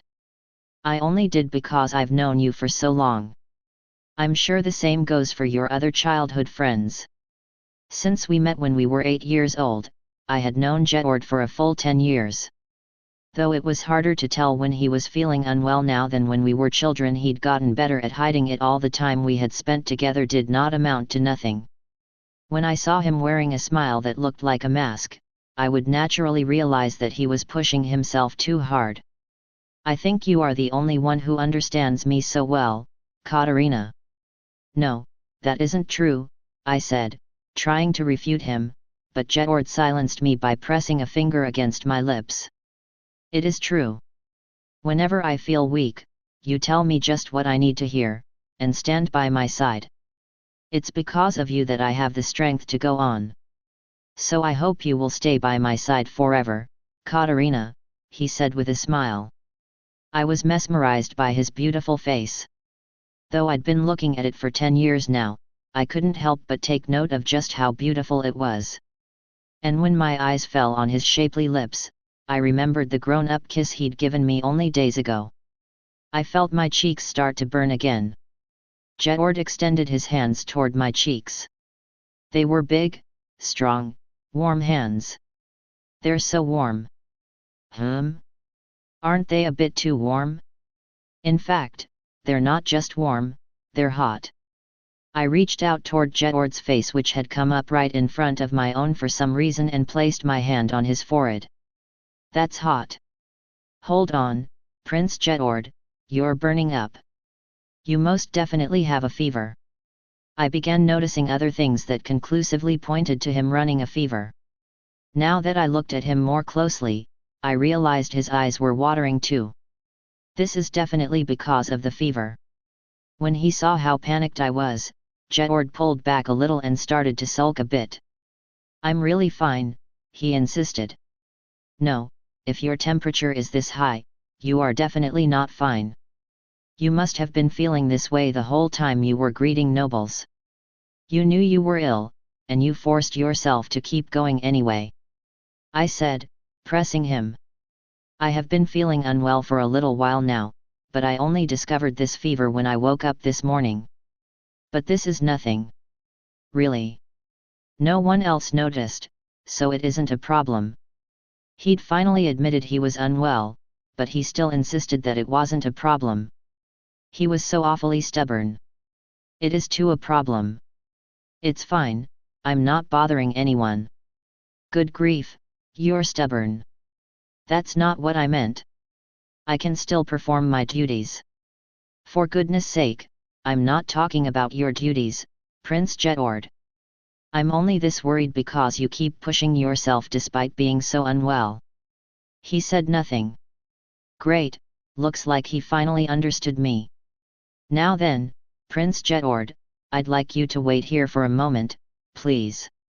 I'll go and make the proper arrangements, I said, before plunking Jedward down on a nearby couch and leaving the room. All right, now to find someone to tell about Jedward's condition, someone who might be able to help, I thought. I walked briskly out of the break room, when who should I spy but the perfect person for the job. What great timing! I immediately called out to him. Prince Jeffrey. Oh, Lady Katarina. What are you doing here? Jeffrey answered with a smile. I explained that Jedward wasn't feeling well. I see. I was concerned, since he has looked overworked lately, but I had no idea that he'd actually made himself ill, he said with a sad expression. Well, Prince Jedward is quite good at hiding this sort of thing, I explained, so you couldn't have known. After looking startled for a moment, Jeffrey smiled. I guess you're right. And he should be all fine, as long as he has someone like you to notice how he's feeling. Really? If only Jedward didn't keep overdoing it, those closest to him wouldn't have to feel so sad. Next time I see him, I'll really let him have it. Though, actually, something Jeffrey just said kind of bothers me. Has Prince Jedward been busy lately? Yeah. He's been investigating the identities and origins of the people involved in that incident you and Miss Maria were caught up in. I was doing my part as well, but since Jedward was already working so hard, I guess I left too much of the responsibility to him. Now that I've realized my mistake, I'll tell Jedward not to overwork himself. I see, he means the case of Maria's rescue. Though we caught a few of the gang's underlings, I've heard that we still don't know anything about the people at the top, the ones who give the orders. Jedward must have thrown himself into that investigation. Since he still has his usual public duties as prince, now that he's investigating the case in addition to still coming to check on me whenever he has the time, he really has been overdoing it. No wonder he ended up becoming ill. Well then, let's tell Jedward to put the case to one side for the time being and get some rest, said Jeffrey. Yes. Thank you for your help. Now that Jeffrey had said that, I'm sure Jedward would be all right. Jeffrey called over a servant standing by right next to him and gave him some instructions, after which he moved aside. All right. Now, we just need to make Jedward himself want to take a break, and he'll soon be right as rain, said Jeffrey with a grin. Lady Katarina, I'm counting on you to convince him. We then entered the room where Jedward was seated together. As we entered the room, Jedward gasped and got out of his chair. I've heard about what happened from Lady Katarina, Jeffrey said.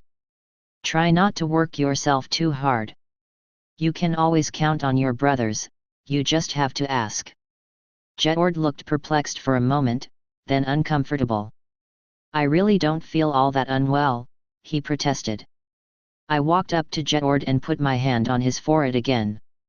Of course, it was still burning hot, just as it had been minutes earlier. Yep, definitely still hot. See, you really aren't fine. I don't want to hear any more bravado from you, I said, letting my hand rest on his head. Prince Jedward, you're going to be taking a break from work, and I won't hear any objections. You need to stop whining and actually get some rest. I lightly slapped the top of his head. Jedward didn't often throw tantrums like this, so I decided to try scolding him like a big sister. Whining. Jedward started sulking like a child. That's right. You're to stop whining and get some rest. There's a good lad, said Jeffrey, sidling up to Jedward and grabbing hold of his shoulders. Now, let's go. Your room is ready and waiting. He then proceeded to drag Jedward out of the room by his shoulders. Before they departed, he said, Lady Katarina, you may return to the hall with that servant over there. I'll be back once I've taken Jedward back to his room and shoved him into bed. Thank you so much, Jedward murmured quietly as he was hauled away. Since he was facing down, I didn't get a good look at his face. I felt like I'd been quite meddlesome, so I was relieved to hear him say that. Please get some proper rest, and get well soon, I called out after him. After watching the two princes leave, I returned to the hall with the servant who had been standing by. As soon as I entered the hall, I was greeted by Keith. Big sis, he called as he walked over to me. It looked like he'd been waiting for me near the entrance to the hall. After you didn't come back for a while, I started to worry. Where's Prince Jedward? Keith cast his gaze about the hall looking for him. I reported what had happened to my younger brother, explaining that Jedward had fallen ill and returned to his private chambers. So, you were completely right, Big Biss, gasped Keith, wide-eyed. Honestly, Prince Jedward is always working too hard, it simply won't do. I gave him a bit of a talking to today, but I'll have to be even firmer the next time I see him, I said, still angry with Jedward. Keith's expression stiffened for a moment, but then he started to chuckle. What's so funny? Nothing. I was just thinking that you're probably the only person who can get away with treating Prince Jedward like that. Then I imagined what it must have looked like when you scolded him and couldn't help laughing, he said, then chuckled again. When I told him how Jedward had looked when I scolded him, that he didn't seem too dejected, but had definitely sulked a little, Keith laughed even harder. Was it really such a funny story? After Keith informed me that our friends were all still waiting by the buffet table, we headed back there together. But on our way there, I suddenly locked eyes with a woman who was passing in front of us. It was the very woman I'd felt so much affinity for when I encountered her on my previous visit to the buffet table. Big Sis, is she an acquaintance of yours? Asked Keith in a soft voice. We only spoke briefly at the buffet table, but I immediately felt a sense of commonality when I saw how she eats food, I explained. And what sort of person would cause you to feel that, just by eating in a certain way, wondered Keith, furrowing his brow slightly. By the way, the woman in question was still being escorted by the man who appeared to be her older brother, the one who had chided her for overeating earlier. Come to think of it, that brother of hers saw me eat too. They stopped and nodded their heads, so I felt like I should probably greet them. I stepped forward and gave them a proper curtsy. I am Katarina Clays, the daughter of Duke Clays of Sorsey, I said, prompting a surprised stare from the woman. But then she stepped forward as well and primly returned my greeting with a bow. I am Haru Kabaragi, daughter of Margrave Kabaragi of Zairma. Both her beautiful kimono and her name kind of reminded me of my past life in Japan. And this is my elder brother, said Haru, indicating the man standing next to her, whereupon he stepped forward. My name is Reijou Kabaragi, he said, matching his sister's elegant bow. Not wanting to be left out, Keith said, and I am Katarina's adopted brother, Keith Clays. Then he bowed as well. Reijou turned his gaze to me. I would like to apologize on behalf of my sister, for her unrefined behavior earlier. Is he talking about the way Haru was eating earlier? Before I could gush, not at all, it was magnificent. Keith interjected. Not at all, I'm sure my sister was doing much the same thing, so I would owe you the same apology. Please do not worry about it, he responded. I can't believe you, Keith. You weren't even there, and yet you assume my behavior was unrefined. And why does Reijou here seem to be going along with Keith? What's going on? Then, with a beleaguered look on his face, Reijou began a leisurely recitation of his woes. You cannot know how much it means to hear you say that. You see, no matter how many times I caution this sister of mine, she never acts like a lady. Even at this age, she can always be found running around outdoors, and when she comes to gatherings like this, she does not hesitate to stuff her face full of food. Just keeping an eye on her is exhausting. Oh, Haru likes to run around outside too? So it's not just our love of food, we have that in common too, I thought. Oh, I know exactly how you feel, cried Keith, vehemently commiserating with Reijou. No matter how many times I tell her not to act that way, she never listens. I warned her many times before we arrived today, but she still went straight to the buffet table and became so absorbed with eating that she never came back. Keith's expression was just as weary as that of Reijou. Maybe I should say I'm sorry. As two men with incorrigible sisters, they seemed to share a deep sense of affinity as well. I watched them shake hands. Excuse me, Haru. Do you enjoy eating food as well? I asked, thinking that I might as well talk to Haru while our brothers were enjoying themselves. Yes, I do. When we were invited to today's party by the Kingdom of Sorsey, the food was the thing I was most excited about, so I went straight to the buffet table the moment we arrived, declared Haru with a smile. Even I knew that when you find yourself at an international celebration attended by bigwigs from many countries such as this very party, you aren't supposed to make a beeline for the buffet. But I understood all too well how Haru felt. The food here at the palace is delicious, isn't it? I also always end up eating too much. The dessert selection was especially plentiful. Did you say dessert? Cried Haru, leaning forward. Haven't you tried any of the desserts yet?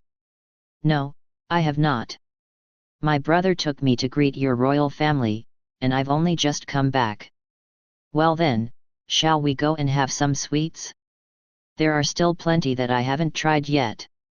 Yes, let's go now. And so it was that Haru and her brother accompanied us to the buffet table. Having really gotten in sync, Keith and Reijou kept reminding us not to overeat and to practice moderation as we made our way there. Welcome back, Lady Katarina, said Mary, running up to us once she spotted me. Behind her was Alan. They must have met up here since I saw them last. Mary stared past me at Haru and Reijou, seemingly perplexed. Her eyes seemed to ask, who might you be? Oh, these two are guests from Zyrma. We met them earlier, I said as I began to explain the events up till that point. Cyrus! Reijou suddenly cried. That's you, isn't it? He was looking at Cyrus, who was approaching the buffet table with Maria. Huh? Do Reijou and Cyrus know each other? Ah, Reijou, it's you. Long time no see, said Cyrus with a surprised look on his face. So they do know each other. Noticing my quizzical gaze shifting between the two of them, Cyrus provided an explanation. When we were children, our two homelands bordered each other, and we often used to play together. But after I came to the royal capital to attend the Academy of Magic, we fell out of touch. Exactly, Cyrus. When you were accepted to the Academy, I came to congratulate you, but I've hardly heard a peep out of you since. Even when I come to gatherings in Sorcy, like this one, you're never there. Considering how close we used to be, you're awfully cold now, said Reijou, pouting ever so slightly. That's not true.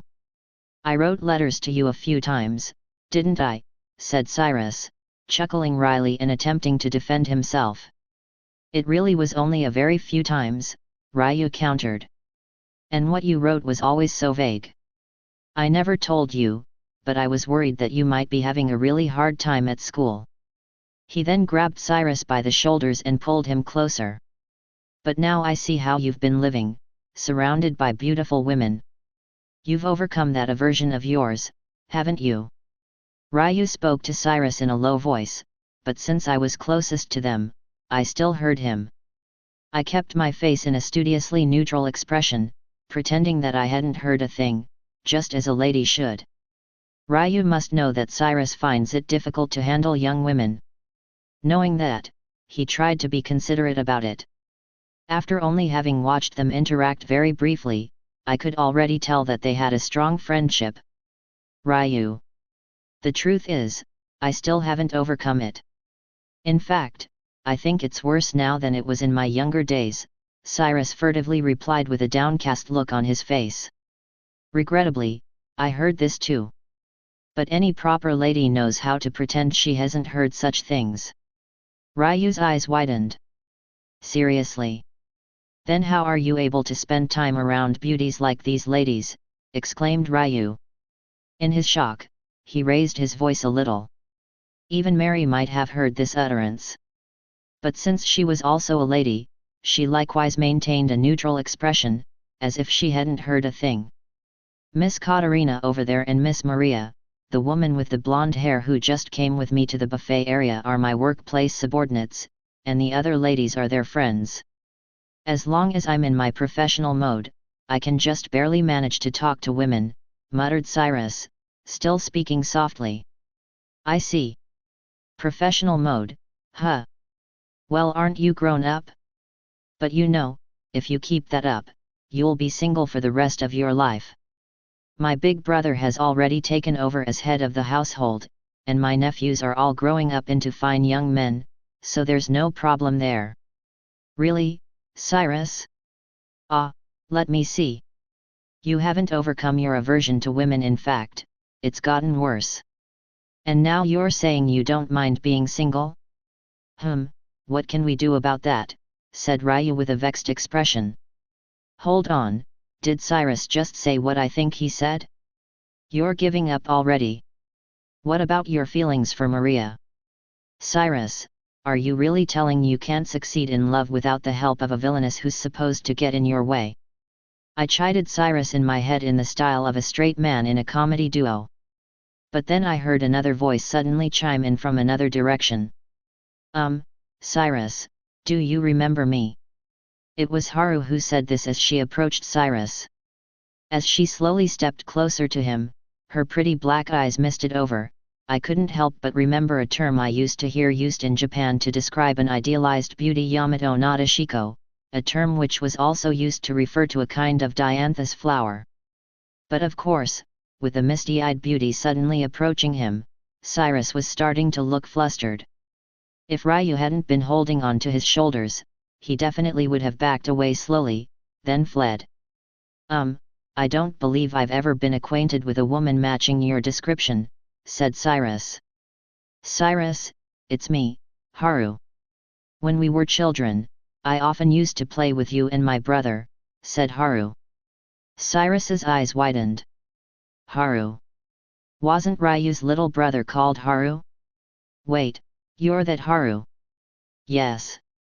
My hair was short back then, and I always used to wear boys' clothes, since they were easier to move around in.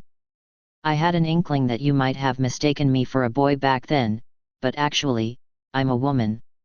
It seemed that Haru had had a more boyish appearance when she was a child, leading to Cyrus being mistaken about her gender. He had once told me that, when he was a kid, there were no girls his age around in his hometown, but it sounded like he was incorrect.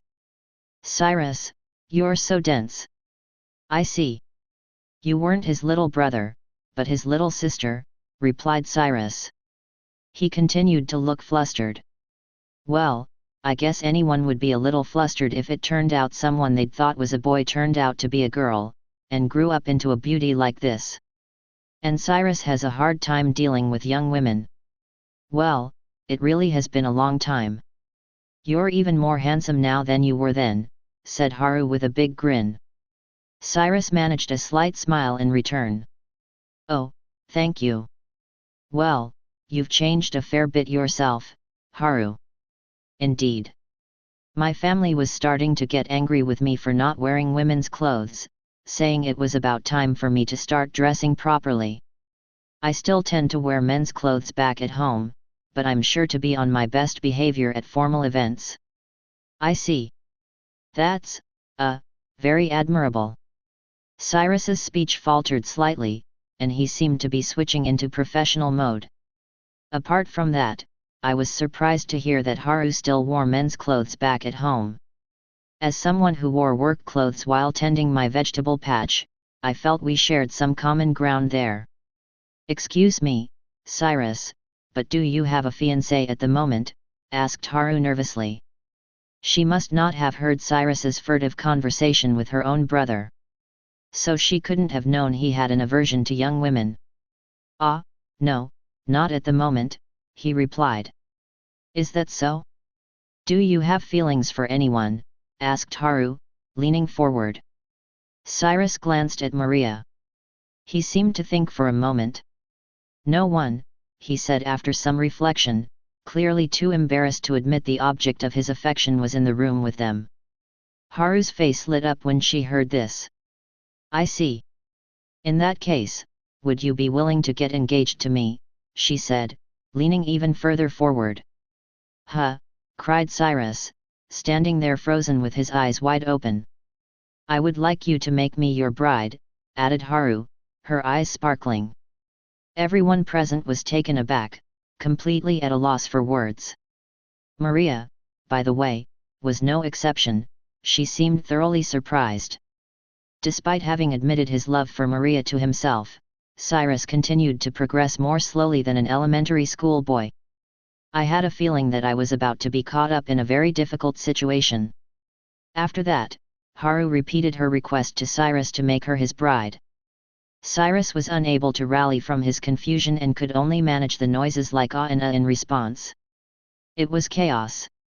While I was wondering what to do, Reijou helpfully spoke up. "Hey, Haru. Cyrus is clearly confused, since you chose to spring this on him so suddenly. You've let him know how you feel, so let's save further discussion for another day," he said, doing his best to calm Haru down. The look on Haru's face showed she was obviously dissatisfied. "We'll discuss it another day," Reijou repeated, raising his eyebrows. "Okay." With this, Haru reluctantly agreed.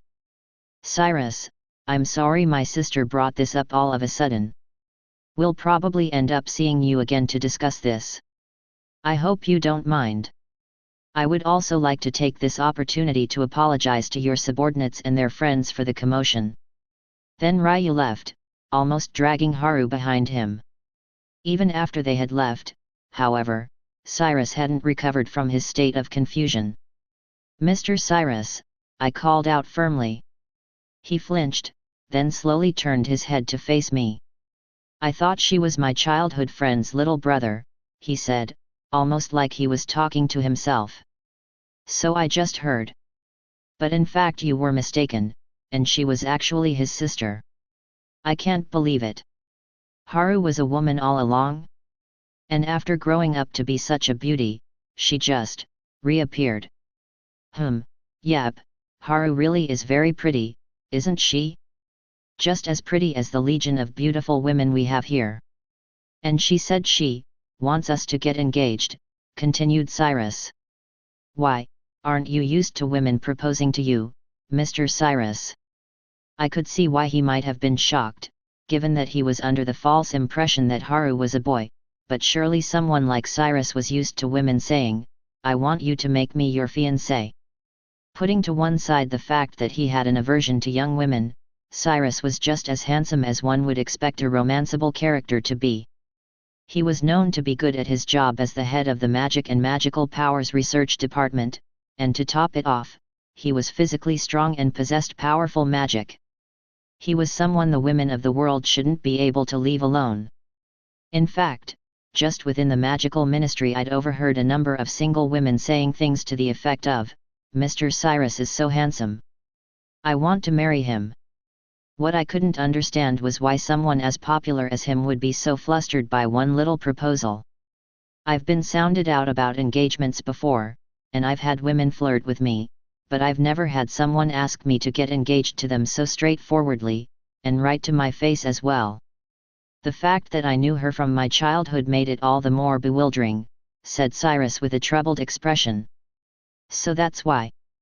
Cyrus had the appearance of a capable and intellectual man, and most people probably assumed he was very used to dealing with women.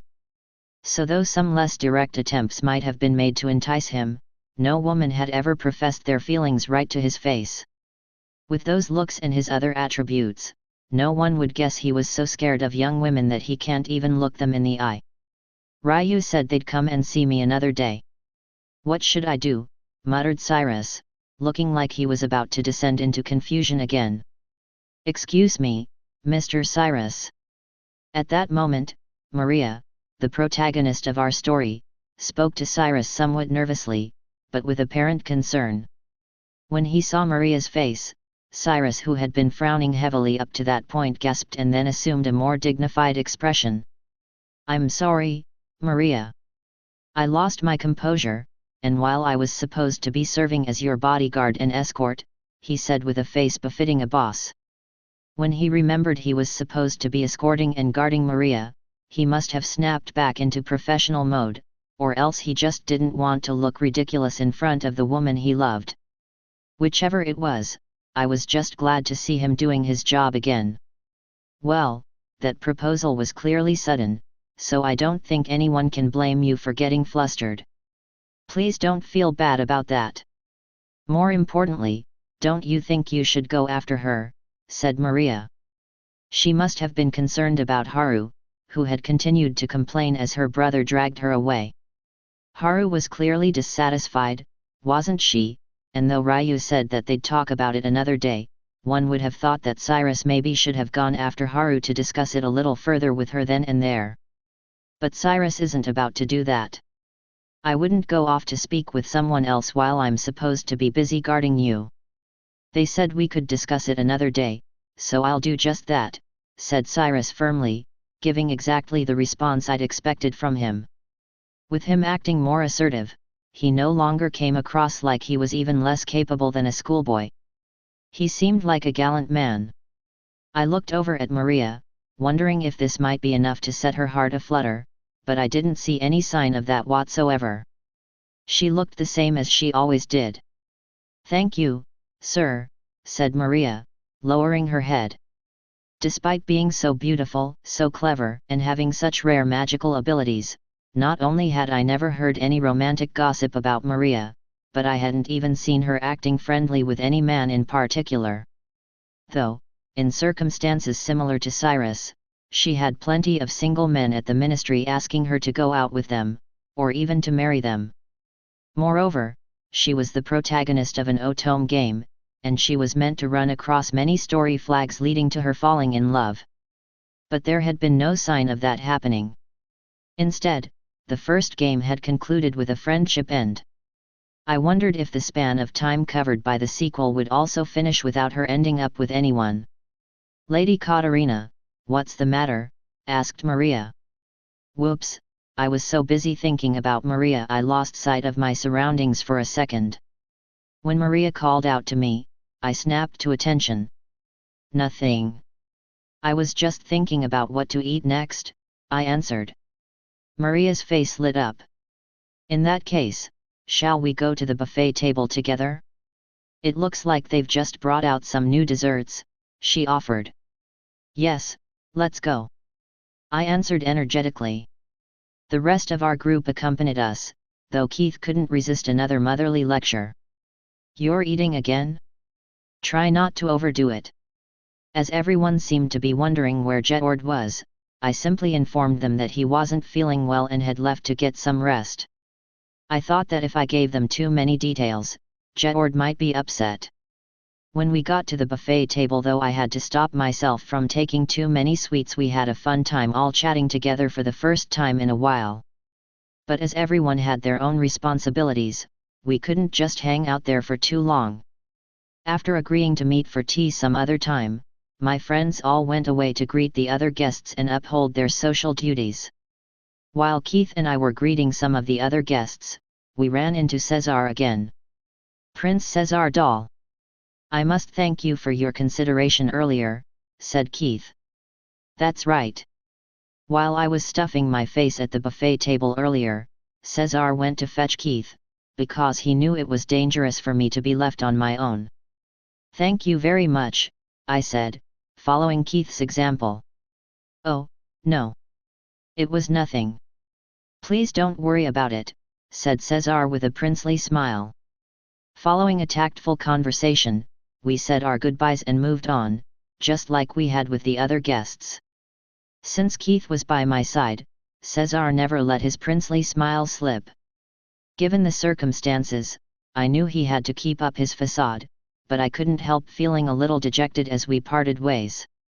When I looked back one last time, our eyes met, and Cesar gave me that genuine smile I knew so well. So I smiled back at him. Cesar was another romanceable character in Fortune Lover 2. I knew we might cross paths again. Though he hadn't shown any signs of having fallen in love with Maria yet, I figured this was because Katarina, the game's villainess, had gotten involved. I decided to be more careful in future as I kept an eye on their progress. To avoid running into one of the game's bad ends, I would also have to be wary of the organization involved in dark magic. I guess I've got a lot to think about. Ah, what a melancholy feeling. I'm tired, I sighed. I sat down heavily in the chair in the break room and put my feet up. Although we had only walked around making perfunctory greetings, due to the sheer number of guests at the party, the sun was already starting to set by the time we were done. The party would soon be over. Exhausted from behaving like a proper noble lady for quite a long time, I asked Keith if I could go to the break room and rest. "Big sis, that's not very ladylike," said Keith as he watched me slouch off. But though his posture remained upright, he was likewise starting to show his fatigue on his face. I mean, there were a lot more foreign guests than usual, so we had to be extra attentive. Though I had just followed Keith's lead, when I considered how he had varied his greetings and choice of conversation topics in accordance with the circumstances of each country, I realized just how amazing he was. "Keith, you really are amazing." "Ah. Did I say that out loud?" My head was getting a little fuzzy. I was so worn out I was starting to feel drowsy. "Big sis." Keith looked at me quizzically as I dazedly continued. "You actually learned about all the other countries, and then used that knowledge in a public setting. I think that's amazing. You should feel proud. Big sis. You were so cute when you were little, but now you're such a handsome, upstanding gentleman." He really was so upstanding. It was so reassuring to have him at my side. I started to feel even more groggy. "Hey, big sis, what are you talking about? Hang on, you're not about to fall asleep here, are you?" "Hang on, sis, don't close your eyes." Keith seemed desperately to want to tell me something, but it was no use. I couldn't keep my eyelids open any longer. I was exhausted and increasingly sleepy. "I'm losing consciousness." I saw a room with pale pink walls, a bed with a metal frame and an azure cover on top, and a black table. "This room belongs to Akan, my best friend in my past life. I'm having that dream again." Since starting my job at the Magical Ministry, I'd occasionally had a recurring dream where I watched Akan playing Fortune Lover 2. Though I couldn't have this dream just by willing it, no matter how long I slept, it would come to me now and then. I never knew when it would pop up. I had no idea why I kept having this dream, but I tried not to think too hard about it. I figured some god or other powerful entity was lending me someone who hadn't ever played the sequel a hand. For the time being, I focused all my attention on the screen, hoping to catch a hint about what was to come. Now then, will I manage to find out something new this time? I stared hard at the scene from the game unfolding on the screen in front of me. I could see Sora. Ah! Given what just happened with Haru, I was hoping I'd get to see Cyrus's route, I thought. But these dreams never went the way I wanted them to, so I gave up on that hope and kept watching. "Today I'm scheduled to work outside the office on behalf of the department," Sora was saying. "That must be difficult," Maria replied. The two continued to make small talk after this. "How do I put this? This seems like a really peaceful, uneventful, everyday scene. Perhaps this is just that kind of route, where Maria develops a romance with Sora as they work together at the ministry. But if all I get to see is this everyday conversation, it doesn't look like I'll be able to uncover any hints. Or perhaps there is some deeper meaning in their casual conversation." I racked my brains, but came up with nothing. "Ah!" Sora told Maria just the right pickup line, and she blushed. This was something I had never seen in real life. In reality, Sora and I usually worked together, and he never got to spend time alone with Maria. Hold on, maybe he has been alone with her, and took the opportunity to hit on her? Next time I see him, I'll ask. While I was pondering that, I heard another character's dialogue. "Sora Smith. It's time to head out," said the voice, and a man who looked like a background character if I ever saw one appeared on screen. Who's this? If he's talking to Sora about work, he's probably someone from the Magical Tools Laboratory, but I've never seen him before. Our department was famous for being full of oddballs, with our departmental head, Larna, being the foremost among them. Everyone was just brimming with character, and there wasn't anyone who looked as normal as this guy. The only co-worker I had who looked normal was Nathan Hart. He sort of fit this character's description, but not only was Mr. Hart incapable of finding his way around outside, he couldn't even be counted on to find Sora on his own. But my question was soon answered as Sora's response appeared on screen. Yes, I'll be going now, boss. Boss. He's Sora's department chief. I'll see you later, said Sora to Maria. Okay. Take care, she replied. After the two exchanged a smile, just like lovers might, I watched Sora walk away and felt completely bewildered. Sora just called that background character boss. In other words, that man runs the department where Sora works. Could it be that Sora isn't an employee of the Magical Tools Laboratory in the game? Since he belonged to that department in real life, I'd just assumed he'd be working there in the game as well. Maybe that had changed because to me an irregularity who disturbed the game's story? If so, what department did the game's Sora work in? I know I saw all the heads of the departments at the ministry once, when I arrived and introduced myself, but was there a background-looking guy like that? Or was he just drawn that way in the game in order not to stand out, while in reality he actually looks different? I didn't know. The one thing I did know was that, within the game, Sora definitely wasn't one of Larna's subordinates. No matter how much of a background character this was, surely the devs were at least capable of making male and female characters distinguishable. I felt like the note I'd found said that, following a certain incident, Sora ended up at the magical ministry in the game just like he had in real life. But it seemed odd that Larna, magic nerd that she was, wouldn't have dragged a promising new employee with dark magic into her department. What's going on? Fortune Lover 2 seems even more out of whack with reality than the first game. Why are there so many differences? Rena. Lady Katarina. As I regained consciousness, I could hear someone calling my name.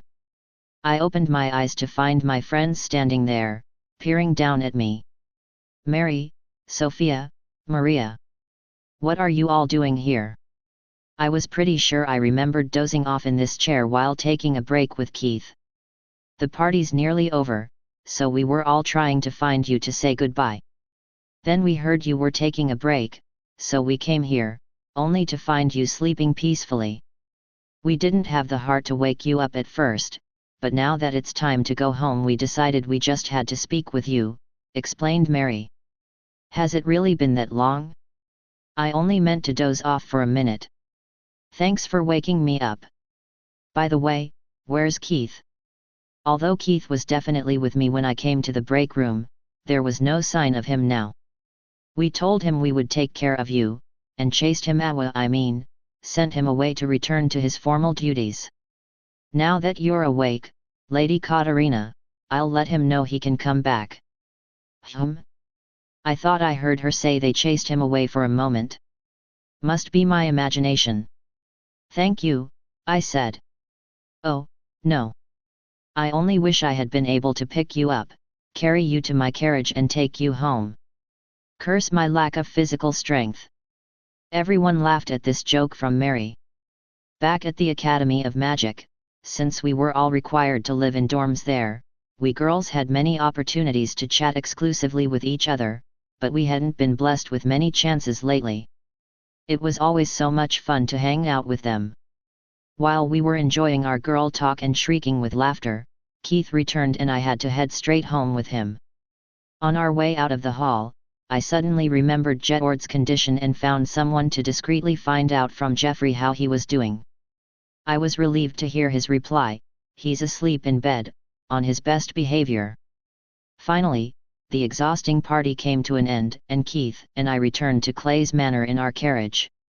I was so worn out that I thought I might start to get drowsy during the carriage ride, but thanks to having slept for a while in the break room, I didn't feel all that sleepy. I cast my mind back to the dream I'd just had. It wasn't so clear-cut as some of the other dreams, where I could think to myself, this is an event, or, this girl is a love rival. All I'd learned was that, in the game, Larna wasn't Sora's boss. How this would help me avoid doom flags remained a mystery. That was all the dream had told me, but then it occurred to me that, in the world of Fortune Lover 2, Larna might not even work at the magical ministry. Or, if she did, she might be very different from the Larna I knew in real life. I mean, after seeing how excited she always looks when she interrupts my dark magic training, there's just no way she would miss the chance to recruit Sora, with his dark magic abilities. Hey, Keith. Do you remember why Miss Larna is so obsessed with magic and spells? I asked Keith, who was sitting across from me. She said an acquaintance of hers gave her books on magic as a present, right? Hey, wait big sis, weren't you the one who told me that story? Answered Keith with a look of disbelief on his face. Ah. Now that you mention it, I guess I was. I'm pretty sure I heard that story that time Keith was kidnapped, while on my way to rescue him. Then I told him about it afterward. Now I remember. Larna spent her days lost in boredom as a child, until someone gave her a big stack of magic books that would be difficult even for an adult. The Larna we knew today only existed thanks to that person's influence. Conversely, without that person the Larna we knew wouldn't exist. A number of other factors did come to mind, but I resolved to ask her about that person the next chance I got. I would also ask exactly how she came to work at the ministry. If I could figure that out, I might start to understand why Fortune Lover 2 was so different from reality. Since I hadn't played the game, I had to make sure I investigated every lead I found, no matter how insignificant it might seem. After all, I couldn't know what might lead to my doom. While I was racking my brain over these questions, our carriage arrived at Clay's Manor. After getting home and changing into my pajamas, the drowsiness I thought had gone away suddenly assaulted me again, and I immediately fell asleep. "Come in," I called out as a knock sounded at the door. The door opened and my elder brother Jeffrey walked into the room. His brow was furrowed slightly. The memory was still fresh in my mind of how, just a few days prior, I was played for a fool at a party due to my brother's irresponsible claims, fouling up my chance to speak with Katarina. But it wouldn't be any fun if Jeffrey suspected I was still upset about that, so I feigned my usual serene expression. "Jedord, how are you feeling?" asked Jeffrey. I forced a smile. "After getting some rest, I feel much better. I should be fine now." Jeffrey intoned. He pouted for a moment, then walked briskly over to me and stuck out his hand. His approach was so sudden that I was unable to evade him. After resting the palm of his hand on my forehead, Jeffrey scowled. "What do you mean, you're fine? Your fever hasn't gone down at all. You'll have to stay in bed tomorrow as well." "I don't think there's any need to go that far," I immediately fired back. "I am sure it will subside after another short rest." Though I was well aware that I was running quite a high fever, I knew from experience that I would be more or less recovered after one more night's rest. I had learned to manage my own health when I was still a child. Due to the mayhem that unfolded before my father could inherit the throne thanks to the number of illegitimate sons left behind by my promiscuous grandfather and the fact that my twin brother Alan was a very sickly child, I never warranted much attention from my parents as a child. In the flurry of disorder that accompanied my father's ascension to the throne, some of our relatives saw an opportunity to seize custody of my older two brothers, so I had very little contact with them. As a young child, I had no family around at all. Now that I was grown up, I realized that much of this had been unavoidable due to the circumstances, but I hadn't understood any of this as a small child. I remembered spending many a day with my face wet with tears. However, even as a small child, there was plenty I did understand.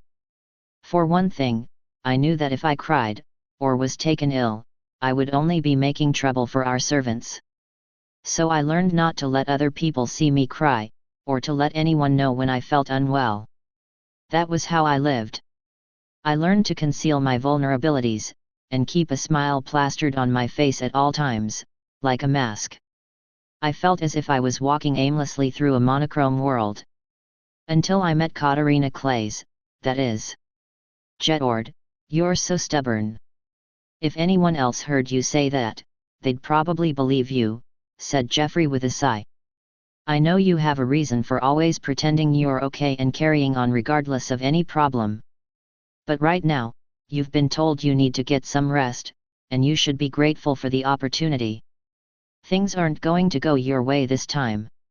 He said this with a knowing expression. For what reason? I could already hear the answer in my head, but I asked anyway. Naturally, I mean Lady Katarina, he said. Precisely the answer I had expected. Before I met Katarina, none of our servants had noticed me looking ill. The smile I'd kept plastered on my face was perfect. I fooled them every time. But sometime after we first met, there was a moment when I had promised to meet her, and found I felt slightly unwell. It would have been too much trouble to cancel our appointment, so I decided to conceal how I felt with my perfect smile, as usual. But she saw through me immediately. Originally, I had thought Katarina was rather dense, so I'd been extremely surprised at her perceptiveness on this occasion. And she was so kind to me. I had never been treated that way before, and I was deeply moved. After that day, Katarina would always immediately recognize any changes in my health, though she never seemed to realize the most important thing: how I felt about her. When this state of affairs had repeated itself enough times, I finally grew sick of putting on airs around Katarina, and started to act how I really felt. Even though I was no longer perfect, even though I had started to show my faults, Katarina treated me in exactly the same way. Even now, there were often times when I did not feel like showing any weakness, and donned my mask of smiles again. But when it came to Katarina, I knew I could never fool her. Whenever she was involved, I found more and more that I couldn't suppress my emotions around others, either, but I wasn't convinced this was such a bad thing. Katarina had not only changed my world, but me as well. I can't let anyone steal her from me. Even if my rival is a foreign prince, who happens to be more cool-headed than I, and can deal with adversity with more maturity, I cannot stand to lose this battle. More importantly, I can't allow any shady figures to do Katarina harm, I thought. But despite my desperation efforts on those fronts, here I was laid up in bed. I felt pitiful. Lady Katarina really is precious to you, isn't she? Said Geoffrey earnestly. Though I did nothing in particular to affirm this, he smiled gently. But overdoing things to the point where you make yourself ill, even for her sake, is completely wrong-headed. Lady Katarina was worried about you. If you care about her, then rest up so you can be truly healthy the next time you see her. He then patted me gently on the head, almost like he was dealing with a child. Though I still had very complex feelings about this, I resolved to get some proper rest. Chapter 2: What is Dark Magic? Though I was exhausted from attending the party, after sleeping that night I was fully recovered. Today was going to be another day of work at the magical ministry. Anne woke me up, as usual, and helped me get ready. I dozed off in my carriage en route, then found that we'd arrived. After getting out of the carriage and greeting the guard at the gate to the ministry, I headed to my department. Today was a lovely day, with fine weather. I would have loved to work outside on such a day, but I had been told that, for now, my dark magic training and my work deciphering the Dark Covenant had to come first. Although I didn't mind my dark magic training so much, my work deciphering the Dark Covenant, which took place in the afternoon, when my stomach was full from my lunch, was always a bitter battle with sleepiness. How can I beat my own sleepiness? I always wondered. I had tried pinching myself, hoping the pain would keep me awake, but sleepiness always won out in the end. I'd also thought about skipping lunch, but since that was the thing I looked forward to most each day, that would be tough. In fact, on an empty stomach, I'd probably think about nothing else. This would also probably make deciphering the Covenant impossible. While I was carefully considering these options, I arrived at the door to the magical tool laboratory and knocked on it. "Come in," a woman's voice called from inside. Huh, a woman's voice? This early, I thought only Sora would be here, but I guess I was wrong. "Good morning," I said, stepping inside to find, to my slight surprise, someone I seldom saw at the office so early. Miss Larna, what are you doing here? Though Larna was supposed to be the head of our department, she was so often out of the office, preoccupied with independent research into magic and magical powers, that to find her in the office was a rare thing indeed, although ever since I found out that her true identity was that of the firstborn prince's fiancée Susanna Randall, I'd started to suspect that she was often out on errands as her alter ego. Oof. I came here to investigate something that suddenly caught my attention at yesterday's party. Is it really the start of the workday already? Said Larna with a big stretch. I realized that, rather than coming in early, she'd been here investigating something ever since last night. Looking more closely at her desk, I discovered the wrappers of some sweets she'd eaten, and documents scattered everywhere. I'm getting sleepy. Maybe I'll have a nap in one of the spare rooms, said Larna, ever the free spirit. Then I remembered a thought that had occurred to me yesterday, while riding in my carriage. Excuse me, Miss Larna, but I remember hearing once that, when you were very young, there was someone who gave you a lot of books on magic and magical powers, I said. This seemed to rouse Larna from her drowsiness, with her sleepy face turning serious in the blink of an eye. Why would you bring that up, all of a sudden? Asked Larna in a tense tone of voice. Is this something I shouldn't have asked about, but I remember her telling me about it like it was no big deal.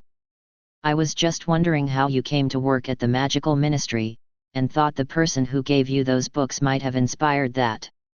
Should I not have asked you about it? Since I didn't think there was anything to feel guilty about, I was honest about what was on my mind. After she heard this, Larna seemed less tense. No, there's nothing wrong with asking about it. Only, things have been so precarious lately that I've started to get overly sensitive. Sorry about that. Is that really something to act so sensitive about?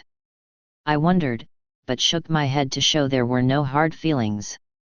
That might be right, I heard Larna mutter absent-mindedly. Maybe that person did inspire me to join the magical ministry.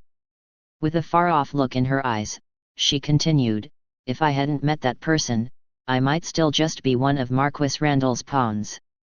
Miss Larna. Seeing her with a wistful expression I'd never seen before, I felt the need to suddenly call out to get her attention. Larna looked back at me with a smile. That person was special to me. Someone who is still never far from my mind. But I can't just tell you who it was. You can't. There was a lot that went on back then. There are some higher UPS who would be angry if I so much as told you this person's name. I didn't know what to say. If just hearing this person's name would make other people angry, does that mean they did something pretty bad? I swallowed. But that's only because those higher UPS believe the official narrative. I still believe in that person. The official narrative? Does that mean that person was framed to cover up someone else's wrongdoing? There were a lot of questions I wanted to ask, but I decided to stay quiet and listen to what Larna had to say. Lately, now that I've come to talk to you more often, I've started to think that you really remind me of them, Miss Katarina.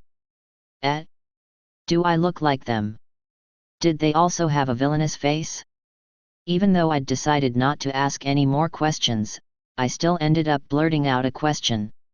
After snorting with laughter, Larna shook her head. No, it's what's inside of you. Like the way you think. So I would like to tell you about them, one day. But it's a long story, so can we find another time to talk about this? Yes, please. I think the same way this person does. Now I really want to hear more about them. Just as we reached this conclusion, there was a knock at the door and Sora walked into the office. Larna hurried off to a spare room and went straight to sleep. Morning. Morning. After exchanging greetings with Sora, I went about cleaning up the office a bit and getting things organized. Well done for putting up with yesterday's party, said Sora. You were the one who brought Maria to the palace, right? Well done to you too, I replied in kind, but then something caught my attention. Ah, come to think of it, how did Maria get back home? Did Mr. Cyrus accompany her? Cyrus was so tense at the party. Would he have been able to cope with a carriage ride with Maria? Nat, I was in the carriage with Maria on the way back as well. Department Chief Lanchester was in a different carriage, behind us, said Sora with an exasperated shrug. I guess riding in the same carriage as Maria was really too much to expect from him. He's still hopeless. Talking of Department Chief Lanchester, it's hard to believe that he really can't share a carriage with the woman he loves, especially with his looks and his manners. At this rate, he'll never make any progress, said Sora with a wry smile. He really won't, will he? I think even kids these days could do a slightly better job of appealing to. Wait, Sora, you knew Mr. Cyrus felt that way. Sora had made his comments about Cyrus so casually that I nearly let them pass without paying them any attention, but he only could have said those things if he'd realized that Cyrus loved Maria. How could I not realize, seeing the way he acts around her? He manages to reel himself in a bit around the office, but seeing him last night, you'd have to be seriously dense not to know how he feels. Though, it seems like the woman he loves is equally dense and hasn't realized yet. I can't believe it. Are Cyrus's feelings really that obvious? But, since Maria is equipped with that item exclusive to protagonists that makes her unaware of these things, she still hasn't noticed. What a pity. When I used to play Otome games, I always thought it was cute how the protagonists were so dense when it came to the romanceable characters' feelings, but in the real world, it must be tough, finding yourself in love with someone so incredibly dense, I said earnestly. It sure is, agreed Sora, with a far-off look in his eyes. I thought I detected a mournful note in his voice. While Sora and I were talking and doing our work, our senior colleagues in the department arrived and the office was suddenly much livelier. Morning. Lady Katarina Clays, your efforts at yesterday's party are appreciated, said Cornish, the narcissist. Today, he was once again wearing an outfit covered in frills, and he struck an odd pose as he spoke to me. Good morning. Mr. Cornish, didn't you attend the party? I asked. Since I was quite sure Cornish was also a noble, I thought he might have been there too. Letting a weirdo like this go out in public would bring shame on his family, so he doesn't get too many invitations, explained Lisa Norman, standing next to him. As always, she spoke through a plush raccoon. Ha ha ha, in fact, the reason I'm never invited to parties is because I'm so charming, I'd end up capturing the hearts of all the women there, said Cornish, offering a correction none of us quite understood.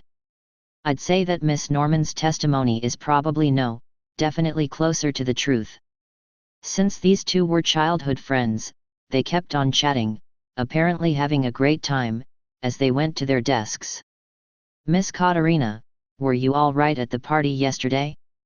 You weren't bothered by any strange men, were you? The one who asked me this, with a look of concern on her face, was the lovely Laura, real name Guy Henderson. Today, as always, she came wearing perfect makeup and an outfit in keeping with Gothic Lolita fashion. I always wondered where she managed to find Gothic Lolita clothing that fit such a muscular, macho body. Maybe she bought them at a store that specialized in them? Or perhaps she made them herself. I was totally fine, I replied cheerfully, while continuing to wonder about those clothes. Laura suddenly leaned forward. Really? My dear Katarina, you are so adorable I can't help but worry, she said, her concerns sounding exactly like those a mother might have. Laura, your junior colleague isn't as cute as you think she is, so don't worry. It took a little while for me to convince her of this. Since starting this job, I'd often found myself being looked after by Laura, to the point where she'd even started to dote on me like a little sister. Maybe that was why she'd started to see me through the same rose-colored glasses that a parent might. Ah, Guy, just the person I was looking for. The higher UPS have just reminded me that you still need to submit your report for that assignment we were given the other day. I'm hoping you can take care of it by the end of today. The one who tossed these instructions Laura's way as he walked by us was Nathan Hart, someone who, due to his terrible sense of direction, couldn't even be depended on to find his own way to the bathroom, let alone go out on assignments alone. He was often paired up with Laura, and they were on fairly good terms. At that assignment the other day? You mean that odd mission where I was forced to go out in disguise? You're joking. I haven't written a single line yet. Laura almost screamed. That's your fault for not writing and submitting it right away. Please, you need to get it done, declared Mr. Hart, but Laura was not about to take this lying down. But I've been busy since then. You see, I'm so good at my work that my skills are very much in demand, so I have a lot on my plate right now. I haven't had the time to complete a report, said Laura sadly, wiping her eyes with a lace handkerchief. She looked almost like a frail woman moved to tears. Though in reality, she was a macho bodybuilder who was only pretending to cry. You can't have been that swamped lately, Mr. Hart said firmly, the light glinting off his thick spectacles. I've seen you going off for fun lunches with co-workers, and taking tea breaks just like you normally do. You just forgot about the report, didn't you? Laura's shoulders slumped in defeat. This is why I can't stand clever people. You always have such a firm grasp on things.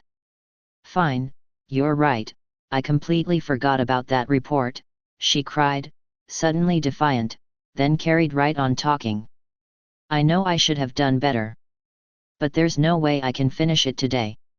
You see, writing reports is my least favorite task of all. I hate making note of every petty detail, so there's just no way I can complete a report covering such a span of time in a single day. With this final declaration, she was now completely defiant again, utterly unapologetic. If I had been in Mr. Hart's position, and someone had said all of that to me with such confidence, I would have been tempted to say, never mind, then. But Mr. Hart was not so easily won over. It's no use arguing. You're already quite behind schedule, so please finish writing it today, no matter what, he responded, without a hint of hesitation and with a deadly serious look on his face. Now then, what's Laura's next move? I thought, gulping as I watched their confrontation unfold. All right. It can't be helped, so I'll just have to see that it's done. But it'll still be impossible for me to do it alone, so you'll have to help me, Nathan, cried Laura, clinging to Mr. Hart for support. He must have been used to these appeals from Laura, because he simply slipped away from her and headed to his own desk. Please, you can take care of that yourself. I have my own work to do. But Nathan, you can knock out one more little report in no time. Please.